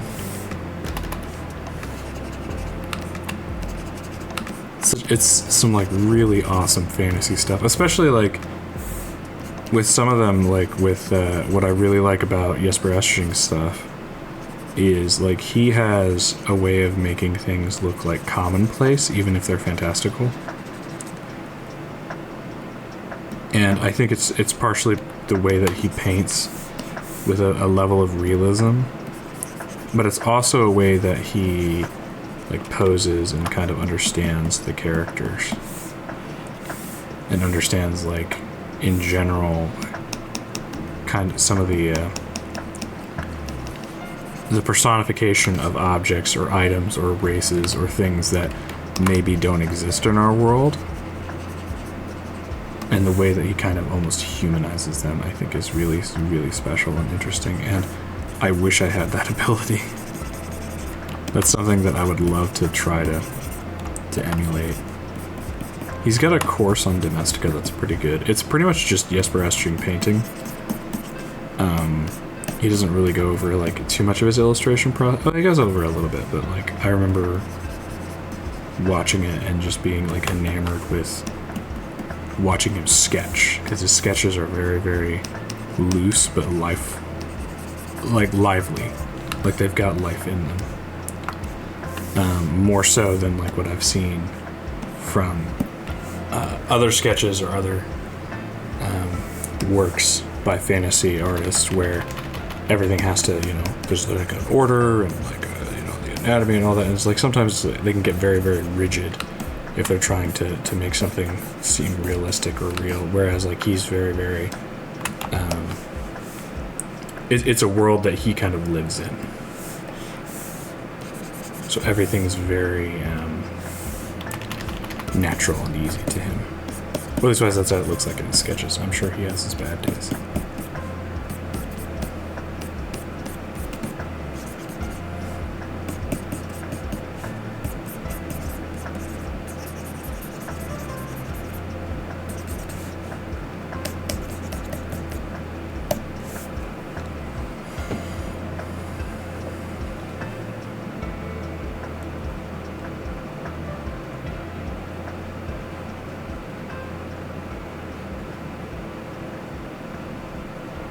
Is there a way I can get this image to look better? Hold on. There's another artwork I found that I kind of like. I just can't get the artwork. I can't get them to tell me who did it. I'll just look at it on my screen, I guess. So I don't want to spend the whole time trying to reference an artist I can't show you, or show off an artwork that I can't show you the artist who did it. It's like one of my, I don't know, it's a small hang-up of mine that I don't like showing off artwork if I know that it was done by a real artist and it was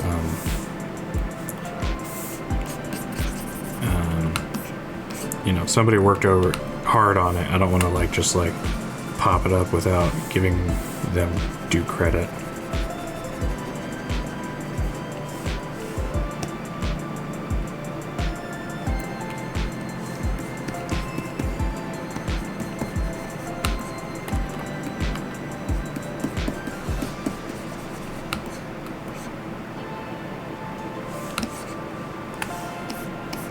I haven't even gotten to the tail yet. This is going to be a nightmare.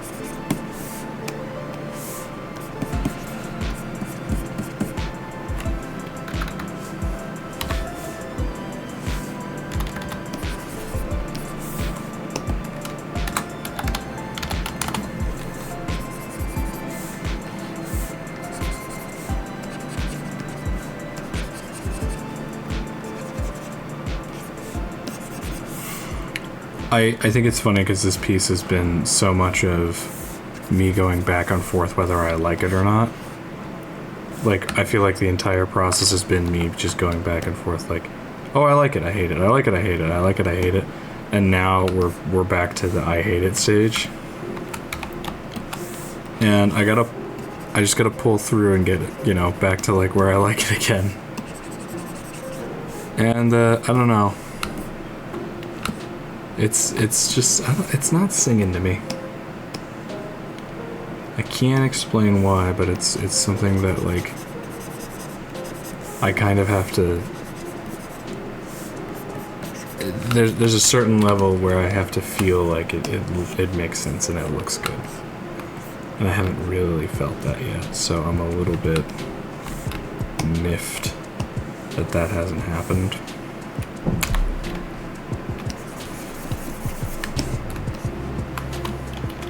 Everything else looks fine. It's just this daggum skin layer that is just not doing me any favors.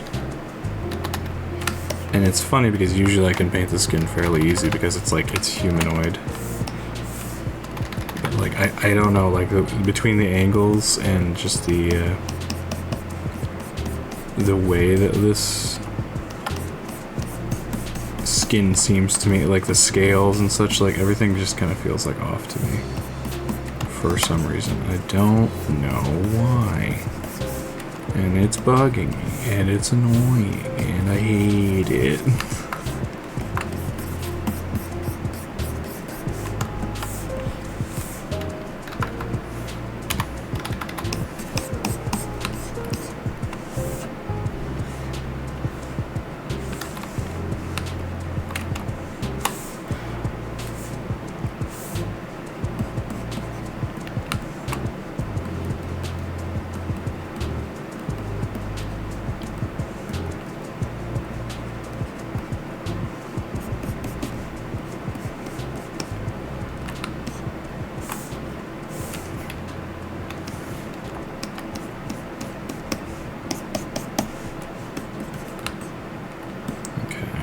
That's a little less terrible, I guess.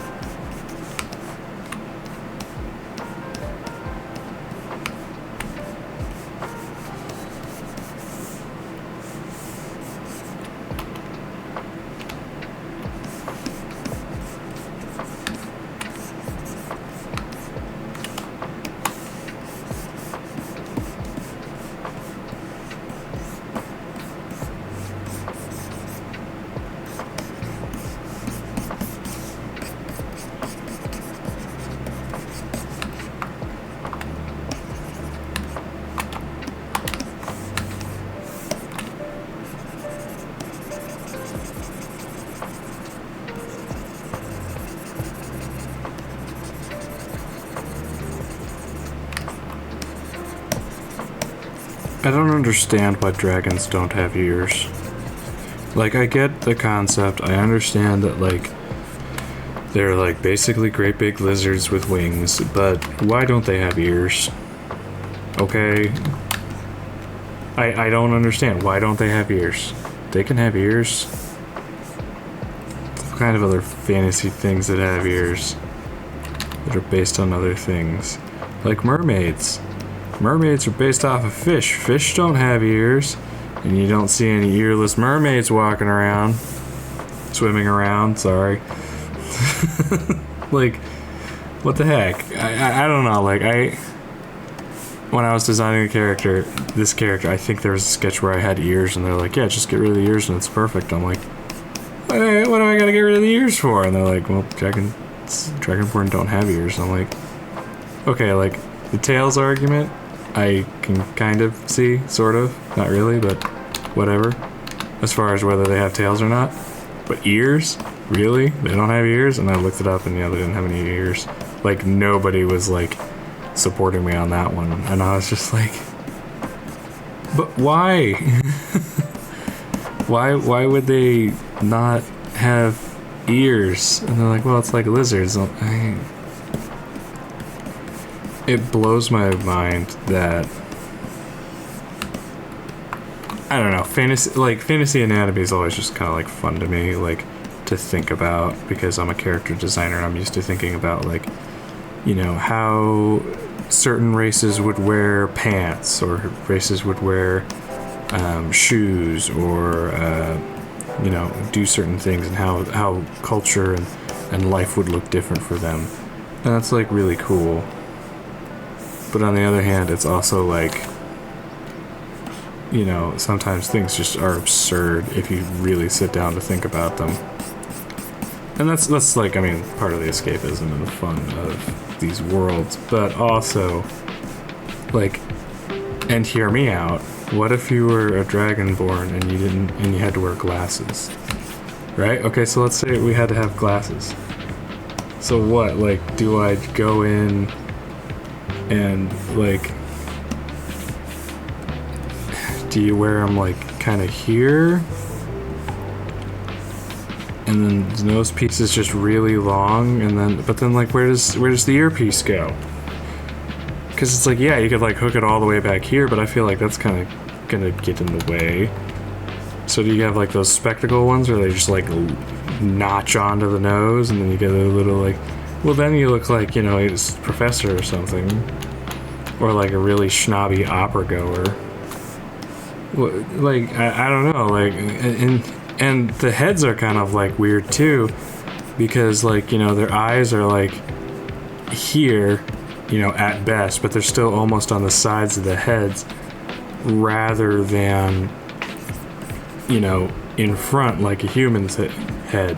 So, like, glasses on a human would look like that. Glasses would kind of almost have to be angled like that. So, I don't know.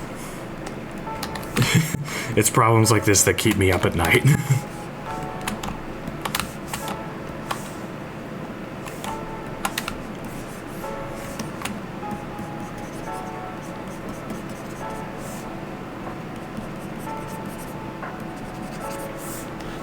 I kid you not, I spent so much time in this one class, and all I did was I was trying to, like, make a more realistic looking anthropomorphic character, because somebody had shown me a sketch of, like, this I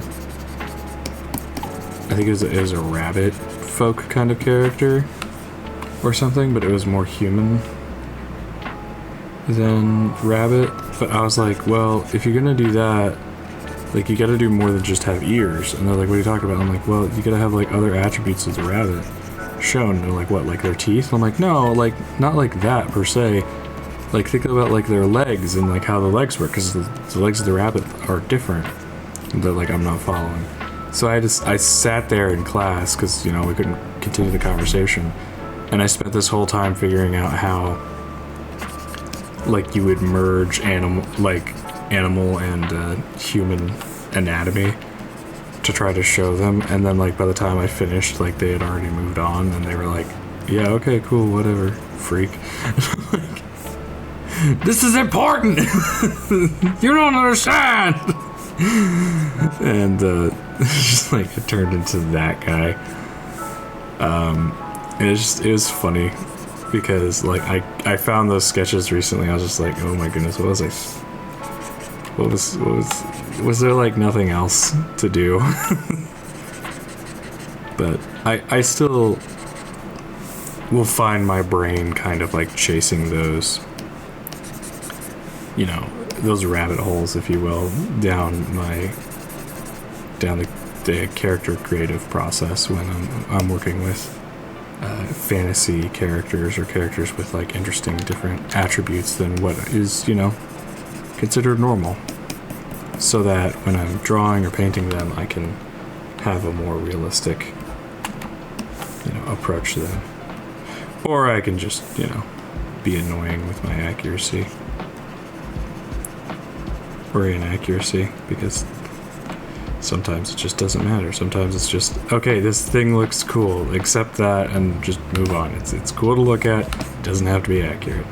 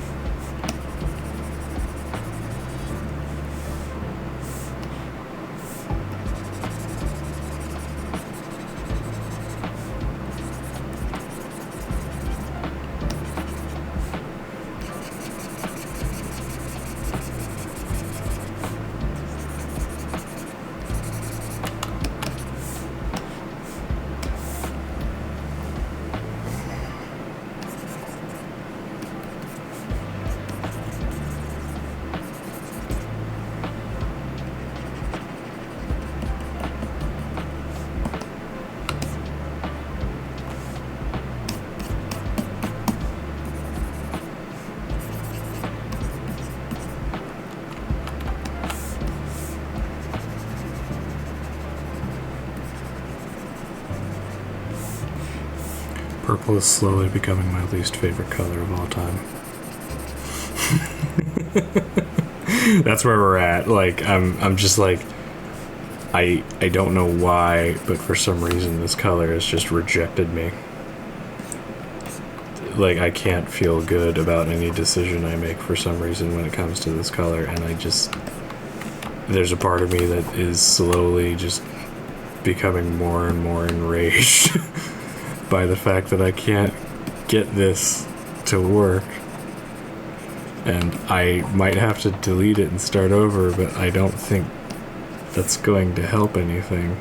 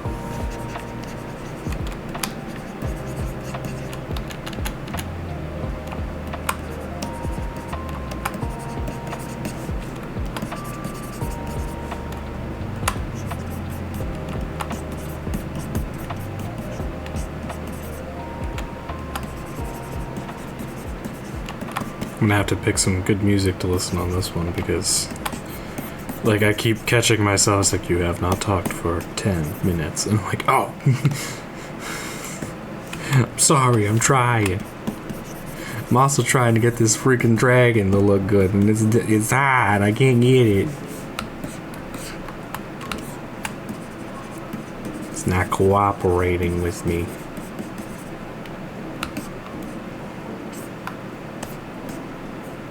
Starting to tick me off.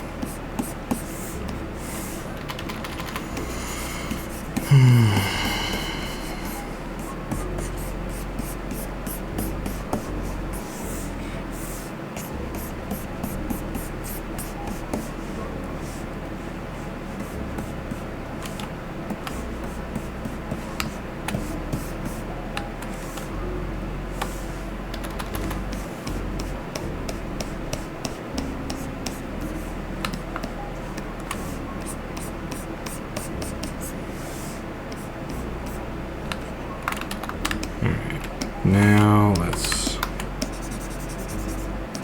go ahead and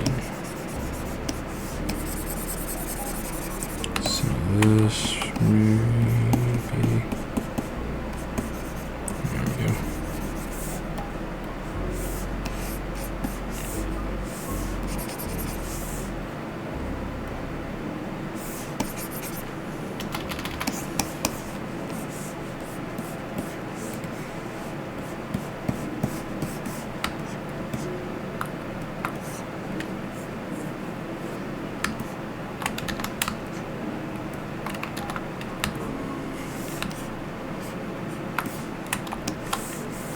There's a part of me that feels like no matter what I do, I'm going to dislike the colors on this piece.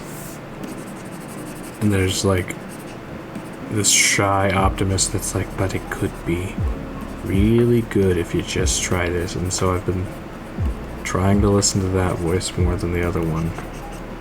Because I don't want to throw in the towel, obviously. But I also don't want to sit here for hours and hours going back and forth over the same thing. So it might be a situation where I need to walk away from it for a little bit and come back. Unless it really starts to break loose.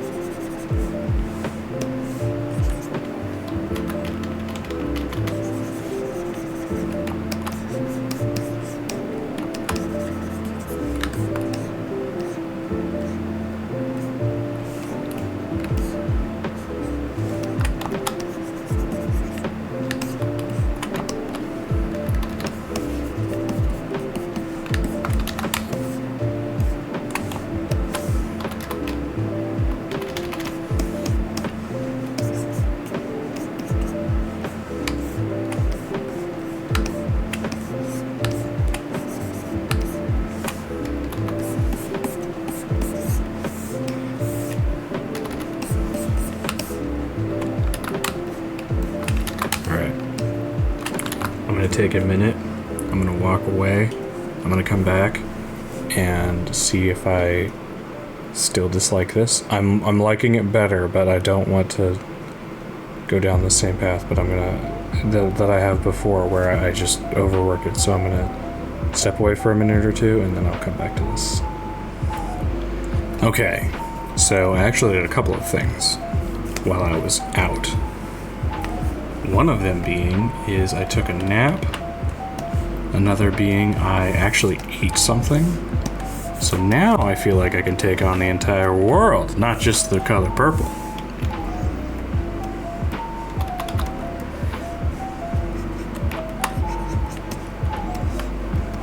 First things first, I did notice some of the highlights were lacking throughout this piece. So I'm gonna punch a few of those real quickly before we jump back into the struggle.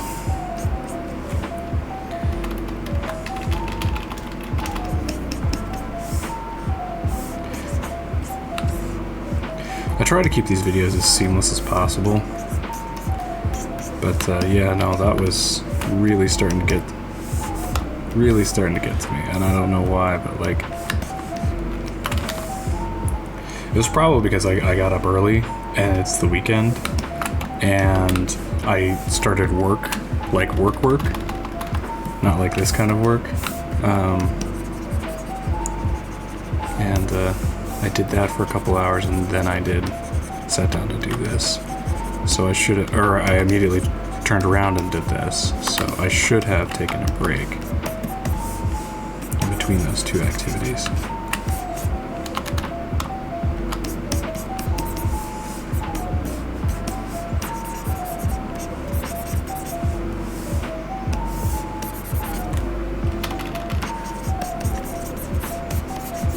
Because now things are they feel like they're flowing better.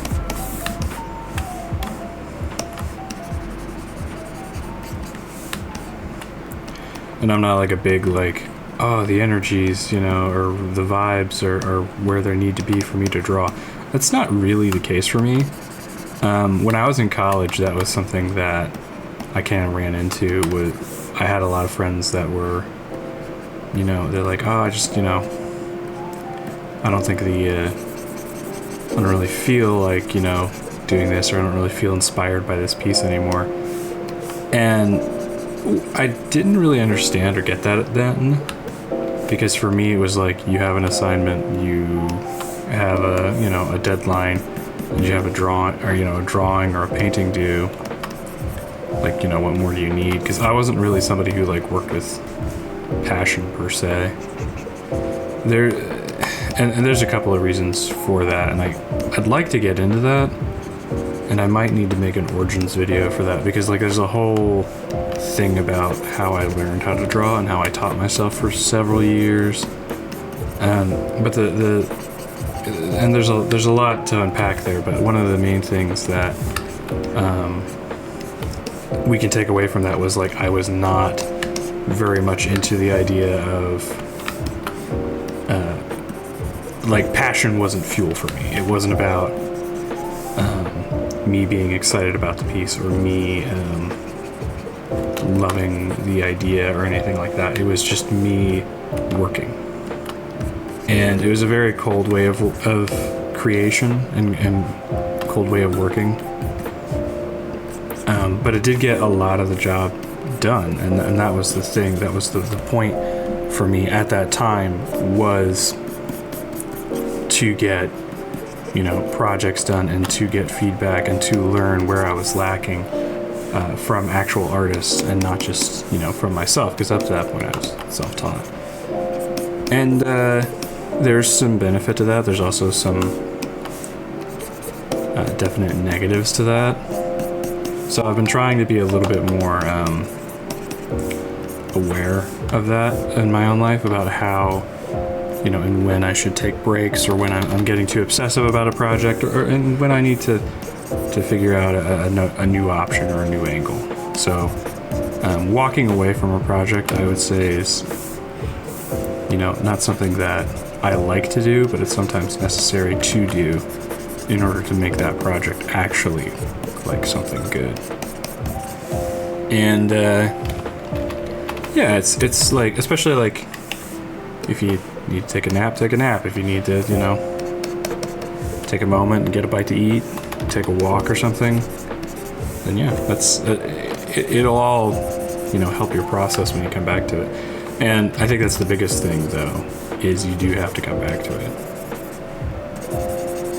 I know a lot of people, like, they were very much into the quote-unquote mental health. Like they were into mental health, but like their mental health just was like all day and nothing but. It's like, yeah, this is a me day. I'm on a mental health, and I was like, you could tell, like, I'm like, buddy, like, if you're gone for like 2-3 weeks, you haven't done anything on this project, and you're walking around, and all I do is see you at Starbucks or like hanging out with friends or whatever, like never working on your project. That's not a mental health day. You're not doing the degree, okay? And sometimes, yeah, that's the, like, if you're not going for a college degree, maybe that's how you do things. I don't really see that. I think that you know,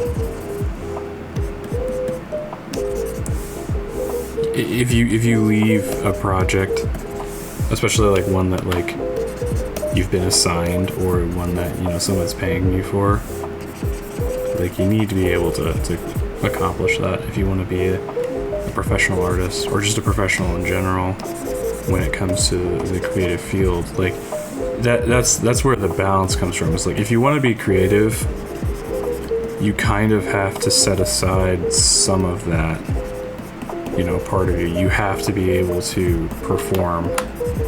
And if you can't do that, then you're not going to be reliable, and it's going to be very, very difficult for you to get work.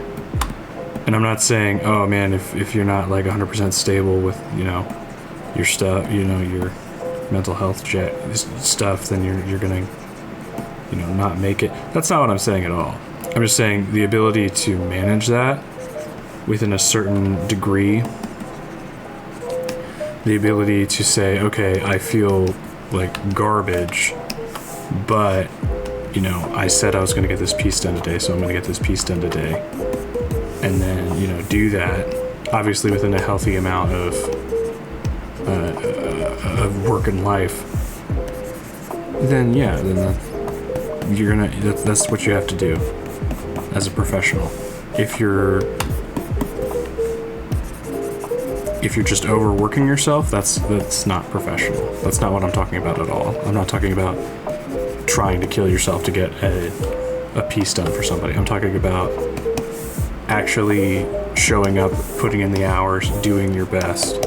And sometimes your best isn't what you feel like, you know, doesn't feel like all you could be or all you could do. And that's, you know, that's another part of the journey and the struggle, is realizing that, you know, maybe it's going to take a bit more time to get to where you want to be.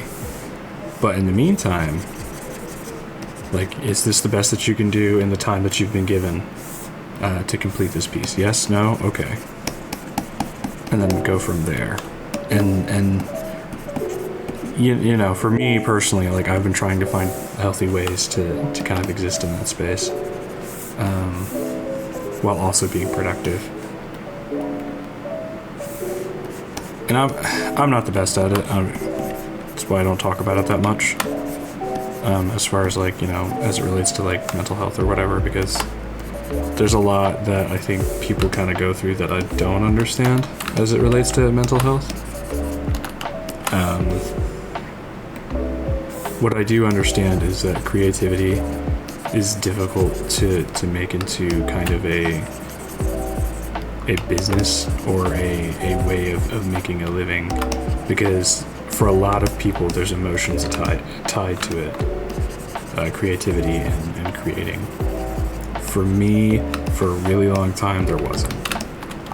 And like I said, that's kind of a long story that I think needs a bit more attention than what I can give it right here, because I'm kind of, you know, painting a dragon right now.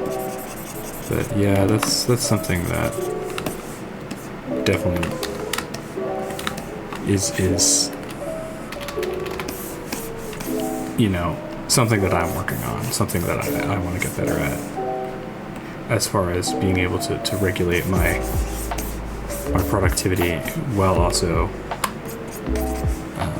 staying healthy in multiple ways, not just mental. Because sleep is like a huge part of your body's health as well as your mental health. I feel like people like forget that. Like, you know, if you just like fall asleep, like it's not that hard. You just go unconscious for a couple of hours and you wake up and it's like suddenly you're a different person.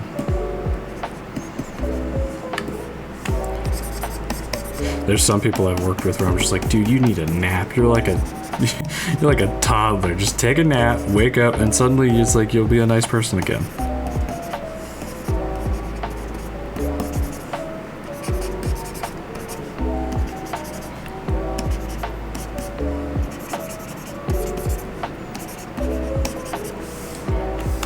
Yeah, especially with all like the stuff people are putting in their bodies from like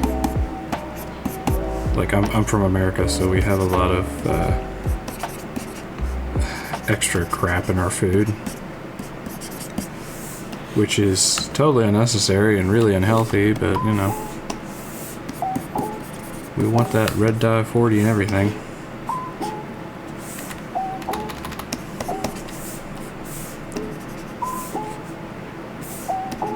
But that really does jack with your system if you mess with the fuel you put in your tank, and then also the amount of rest and recharge you allow yourself.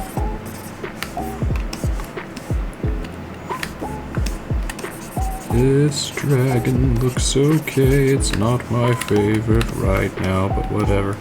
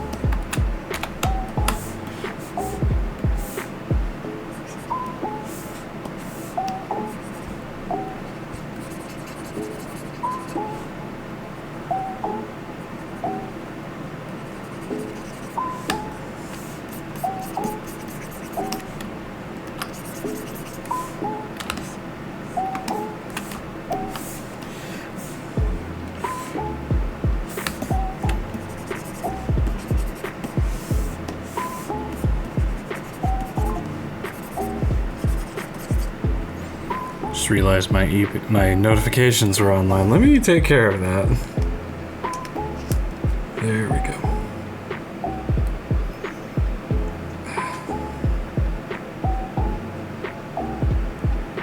That's not relevant to me at all.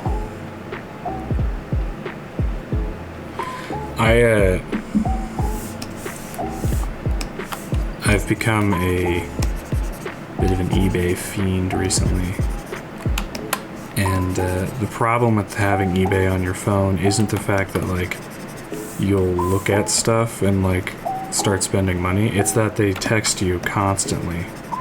That thing you looked at once, the thing that, you know, you accidentally clicked on with your thumb when you were trying to like scroll down. Yeah, that's on, you know, the seller made an offer on that. It's $5 off. Boy. And then you'll get like the same message for the next like week and a half. It's like, oh, you gotta claim now, or that, you know, cheese grater that you accidentally clicked on, it's gonna go away. Somebody else looked at the cheese grater. The cheese grater it's going fast. There's only one left. I'm like, I don't care. I remember when I was buying a Nintendo Switch on eBay, and I purchased one, but like while I was I was doing like a lot of auctions for it because I wanted a deal, and I finally got a deal on it, but I had like all these other ones saved, and for like the next month and a half, my phone was blowing up constantly, my emails too, about all these deals and all these different like Switches. I'm like, you realize like you have the data that says I got the Switch. I won. Like, I don't need to. I don't want to. I don't want any other things. And so I was like, oh, okay. So then I'm trying to purchase a game for the Switch. Like, I think I started with Breath of the Wild, and I was looking for a Mario one. And like, we've got this and that and whatever. And so like I would click on it, and it would just be the case. Which I don't know why people sell just the cases for games, but whatever. So they're selling just the case, and I was like, that's not what I want. I don't need that. And they're like, but of course, because I clicked on one, now all I get is cases and not games. And so because I'll click on them, and then I'll realize that they're the case, and I'm like, this is stupid. And they're like, well, we've got 15 more that we're going to email you about. And I'm like, this is why I like going into the game store, like, and just purchasing. Like, because, like, in the games, like, nowadays, like, people aren't, like, I don't know, I think they're trying it a little bit more to try to bring back, like, those in-store salesman people. This wasn't in my area of the world, where, like, as before, there was just, like, no, like, you just had advertisements, you just had stuff in the store, that would light up or buzz or whatever when you walk by. Now it's like they've put people back in, which I think is hilarious, because it's like all of the like being obnoxious and walking up to people and talking to them about your product kind of went out of style for a really long time, and now like they're trying to bring it back, and everybody's like, screw this is awful.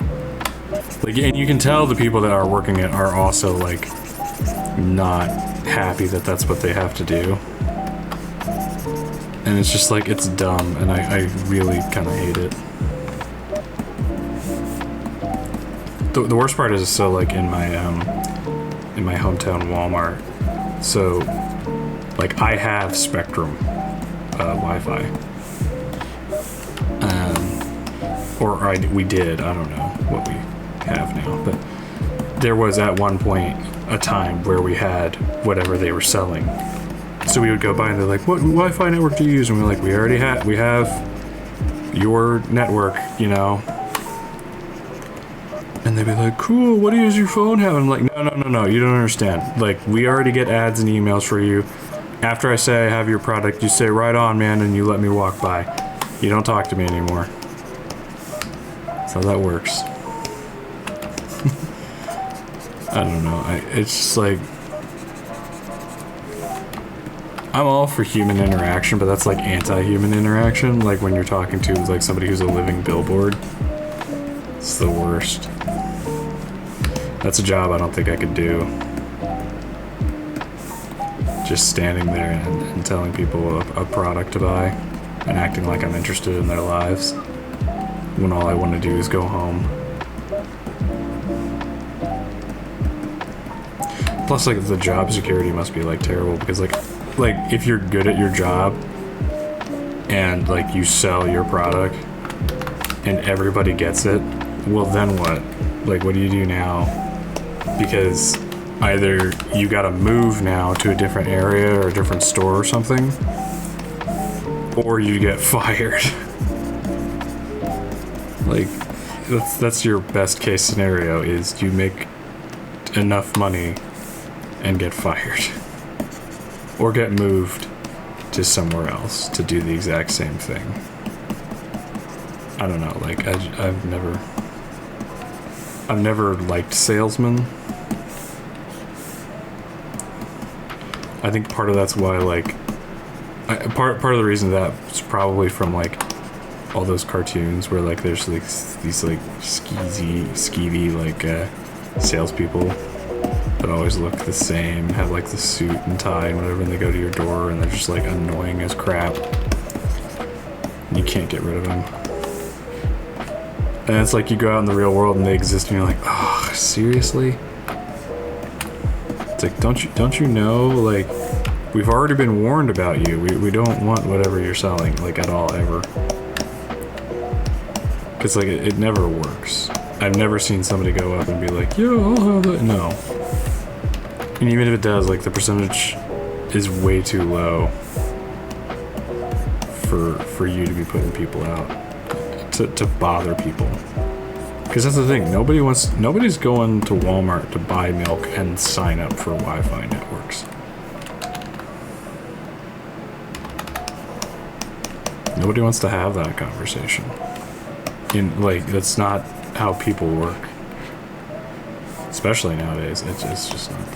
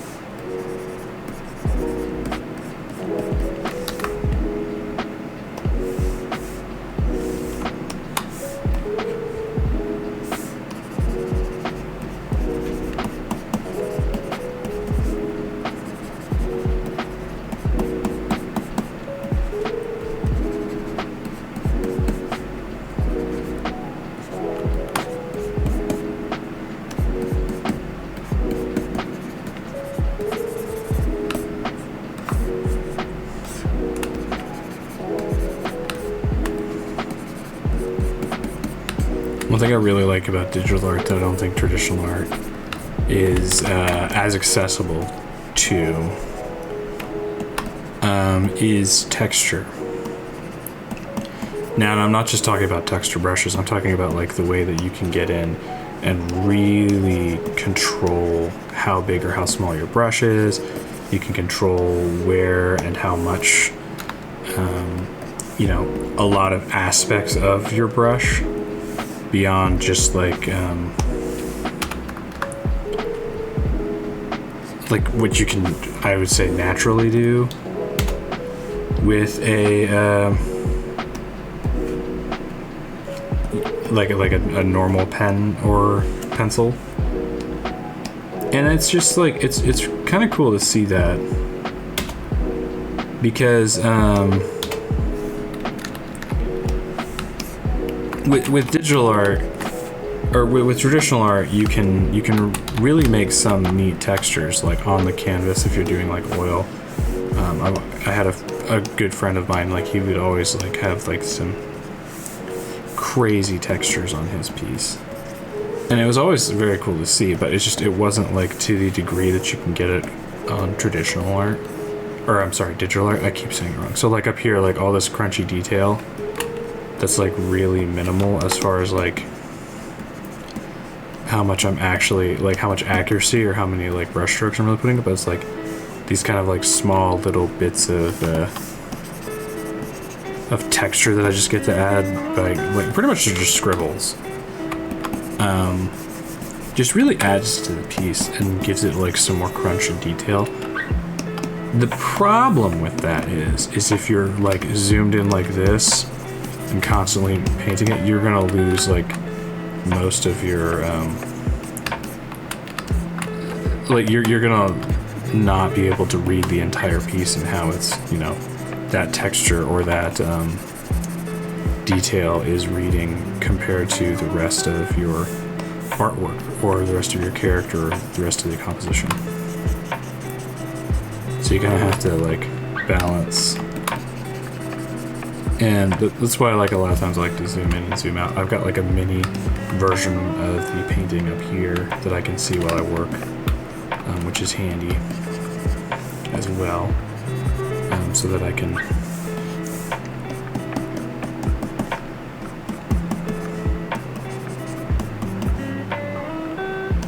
make sure that I'm not just like zoomed in. And I think that's what was happening to me before I took a break.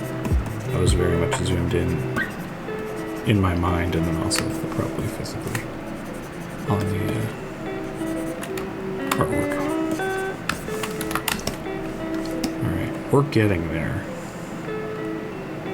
Something I've noticed, the tonfas need to be a different color. There we go. Done. That's another thing you can't do in traditional art.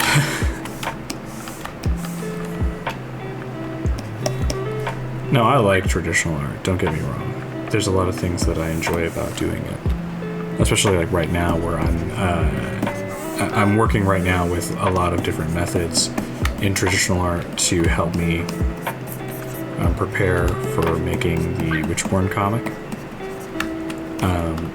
And so a lot of those tests are finding out what's like the best method for coloring, what gives like the right vibe, you know, and what medium works well. So I've been messing with like acrylic and watercolor and stuff, and it's been so fun to see how each medium has its own like vibe, I guess. Like I don't know how else to put it. Like each of it has a different each you know obviously has a different feel when you're using it, but like so I've been releasing some of the pieces to friends and people that I trust to critique my work and to give me their honest opinions. And one of the things that I keep getting is like, I think right now a lot of the watercolor pieces are getting a lot of love and a lot of like, oh, this is really good. And I'm not telling them like which is which or whatever.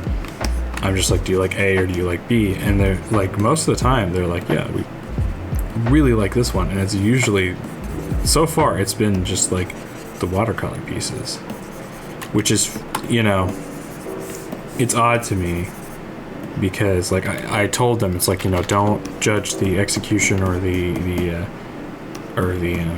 subject matter. We're just looking at like the look and feel of the piece, and they're like, well, we really like the feel of this, what, you know, this piece over this piece.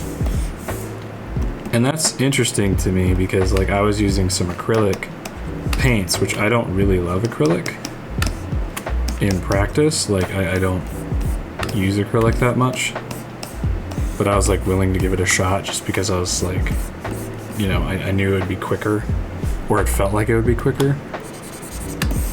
Turns out, because I've timed it and I've done it a couple of different times, it's about actually the same amount of time between watercolor and gouache and acrylic.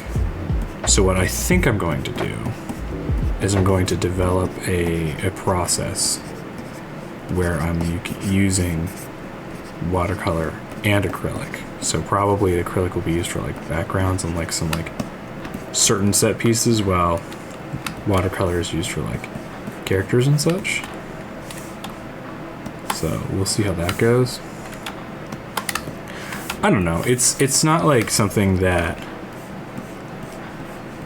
I feel there's a science to, but there is definitely something more free-flowing about the watercolor versus the acrylic.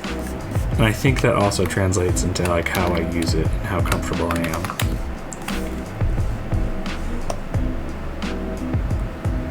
And I don't know, I think there's that just invisible thing that's just something that they can pick up on, which is kind of interesting. And I think digital art has like a version of that to a certain degree, where you can pick up on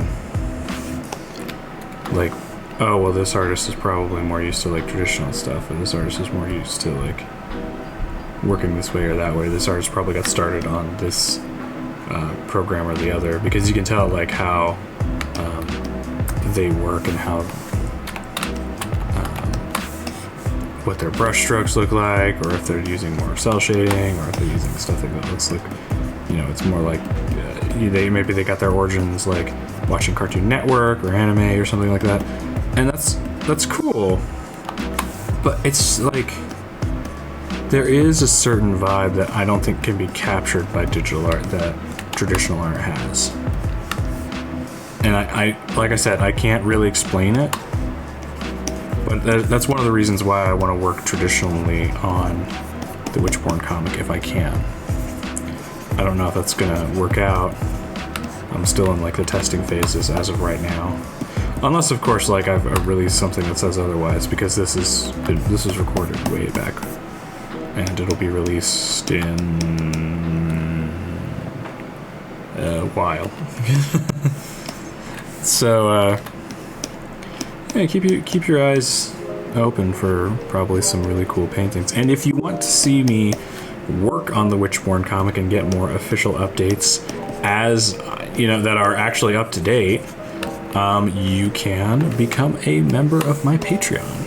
I have to plug it, but yeah, I have a tier that is specifically geared to those who want to know about how I'm doing on the Witchborn, what I'm doing on the Witchborn, what kind of things am I writing, drawing, or sketching, or even thinking about for that comic. And it's a great way to see not only how I'm doing the Witchborn and building it, but what I'm doing and what specific steps I'm on, and you can get updates and see how close I am to actually releasing or publishing or handing you a copy of the Witchborn comic.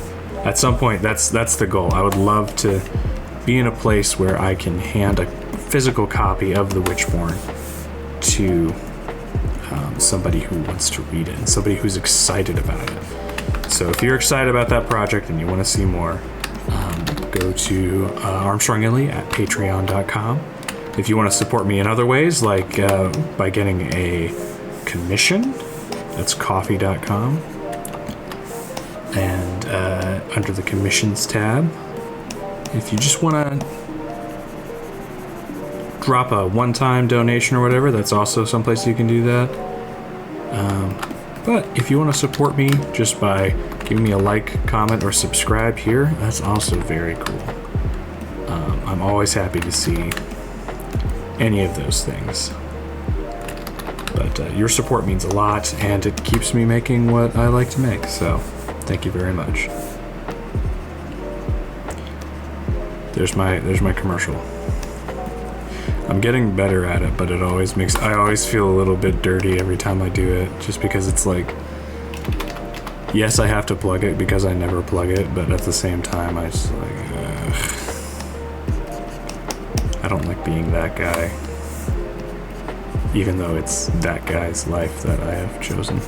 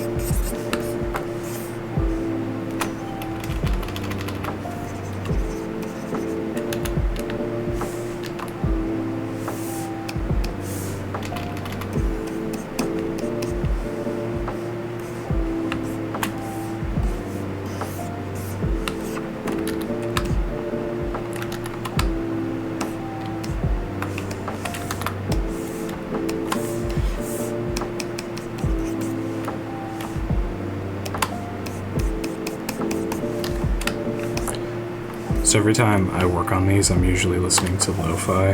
And the problem with listening to lo-fi while you're working is you get very, very relaxed.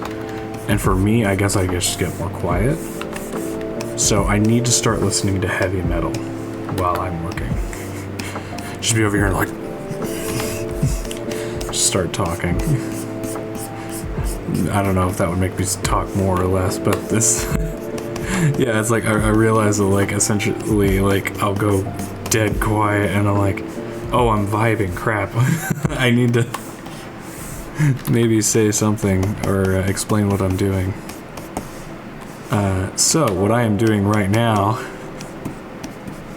is I am making sure that all of the shadows here on the tail look good before I move on to more adjustments for the overall piece. For the most part, I think the areas of detail have mostly been hit and look pretty good. So we're close to calling this one done, but I want to make sure that I've got some good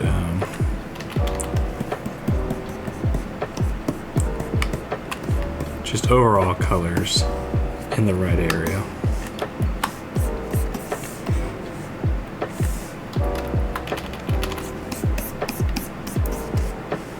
Right.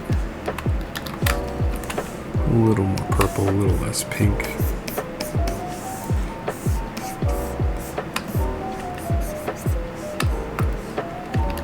There we go. Okay. I think what I'm gonna do next is I'm gonna add some overall lights with some hard light. And with this, I'm just gonna go over kind of the whole drawing and just kind of swap out my brush here a minute. There we go. Just kind of give it a little bit of a touch up as far as like what's light and what's not.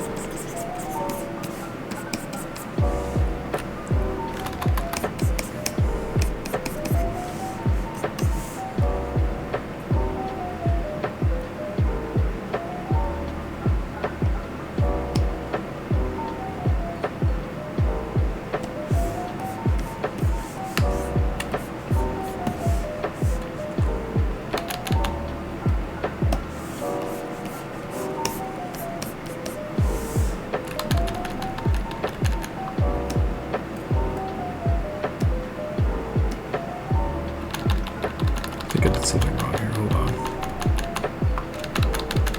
Appears to be too late.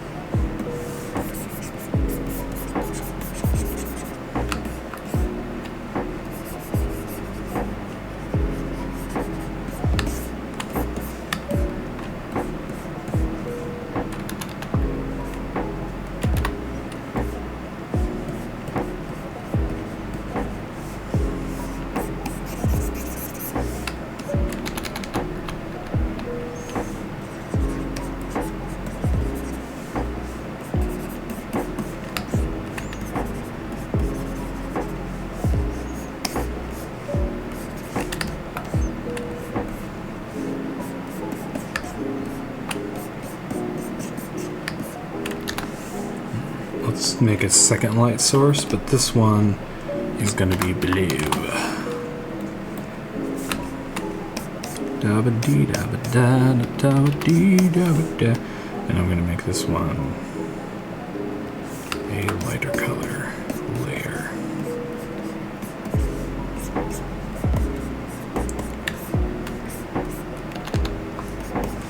lighter color the right way to go? Maybe, I don't know. Looks like it so far.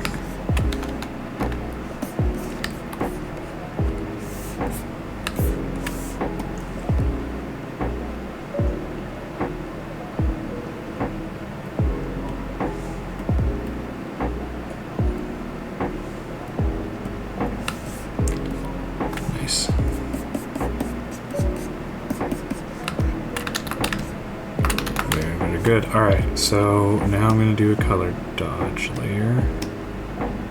And for this one, it's going to be pretty much whatever color. Wow, that sucked.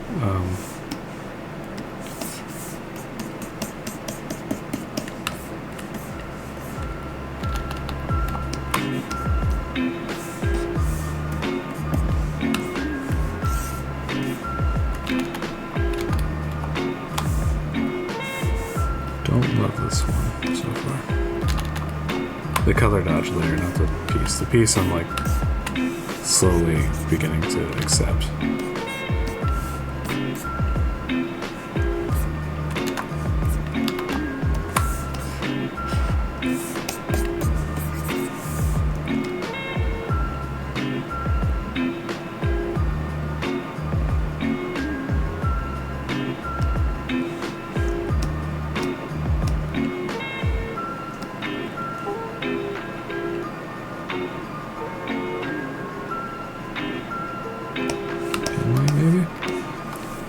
Or just get rid of it. Yep, I like it when I get rid of it. Alright, cool. So, gonna go ahead and I'm going to take this one. I'm going to merge group. And from here, I'm going to do a couple of dodge and burns.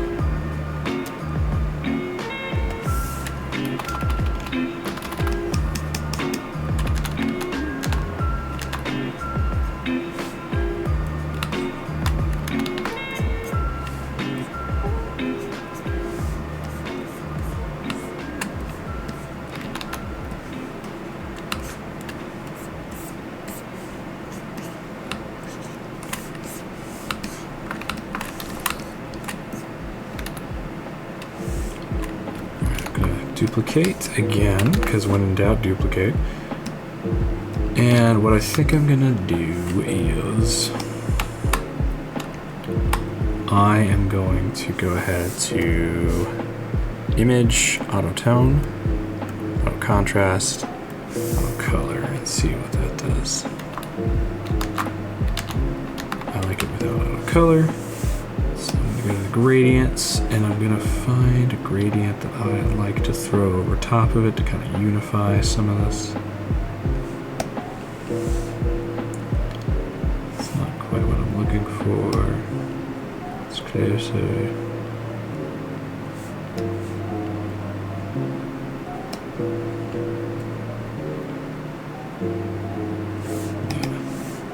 Let's take that and then like so. Edit this just a wee bit. Make the color a bit more of that way. Nice. Okay. It's a decent looking gradient. It's not my favorite, but whatever. Throw it over top everything with a soft light, maybe.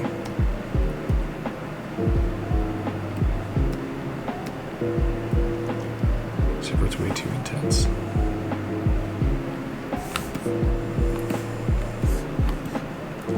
This piece in general is very intense. That's something that, like, I'm realizing. So maybe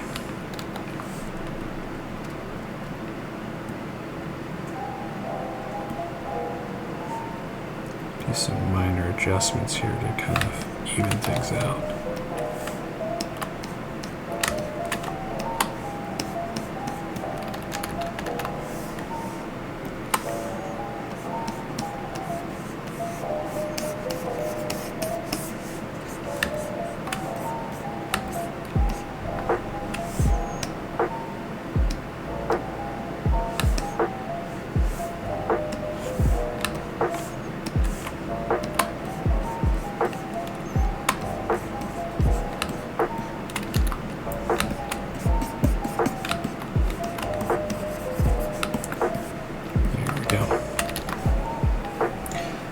Now, one of the things that I was thinking, and me and the client were talking about, was the color of her jacket. And I just remembered that. One of the things that I said would be kind of cool to see.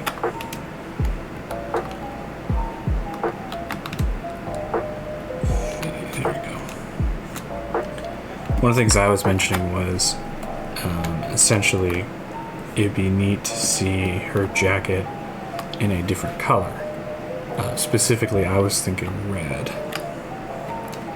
So I'm going to go ahead and see if I can get it to a red variety that I think looks good. I don't know, I kind of like the blue one better now.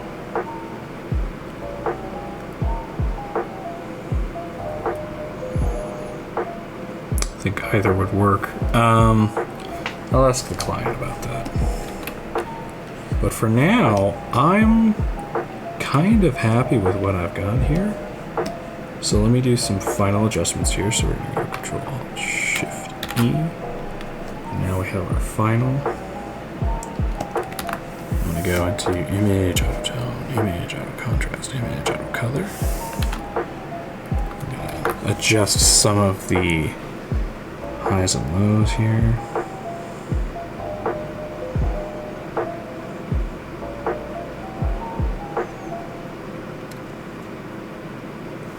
And then I think what I'll do is I will throw another layer on top of it, just ever so quickly, just to get a better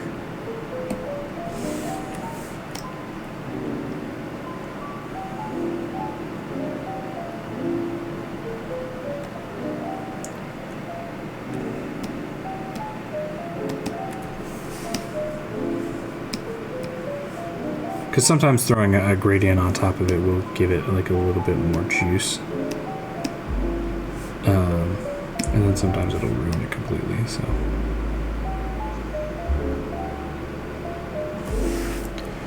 This kind of seems like what we should be doing. Let me do a quick little edit here.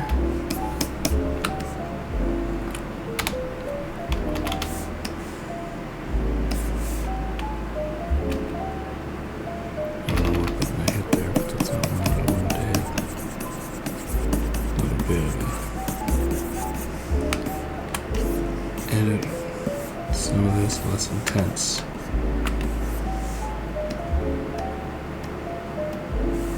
Can I give it an edge there? Alright, looks good, looks good. Merge these layers.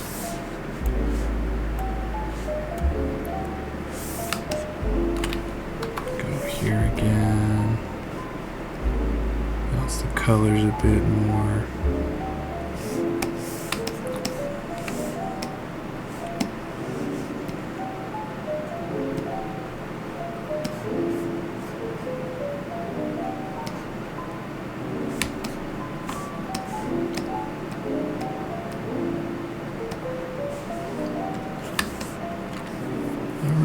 I think I'm happy with this piece. It's taken quite a bit of time, quite a bit of blood, sweat, and tears on my behalf, but I do believe we have a final piece here. So, once again, I want to thank you very much for watching. I want to, of course, say a special thank you to my supporters and to my to the one that commissioned this piece. I hope to be making more of these videos very, very soon and be working on more awesome characters just like this one. But until that time, I want to thank you so much for watching. I hope you had a good time, and I'll be back with another one of these very, very soon. So go out there and make something awesome.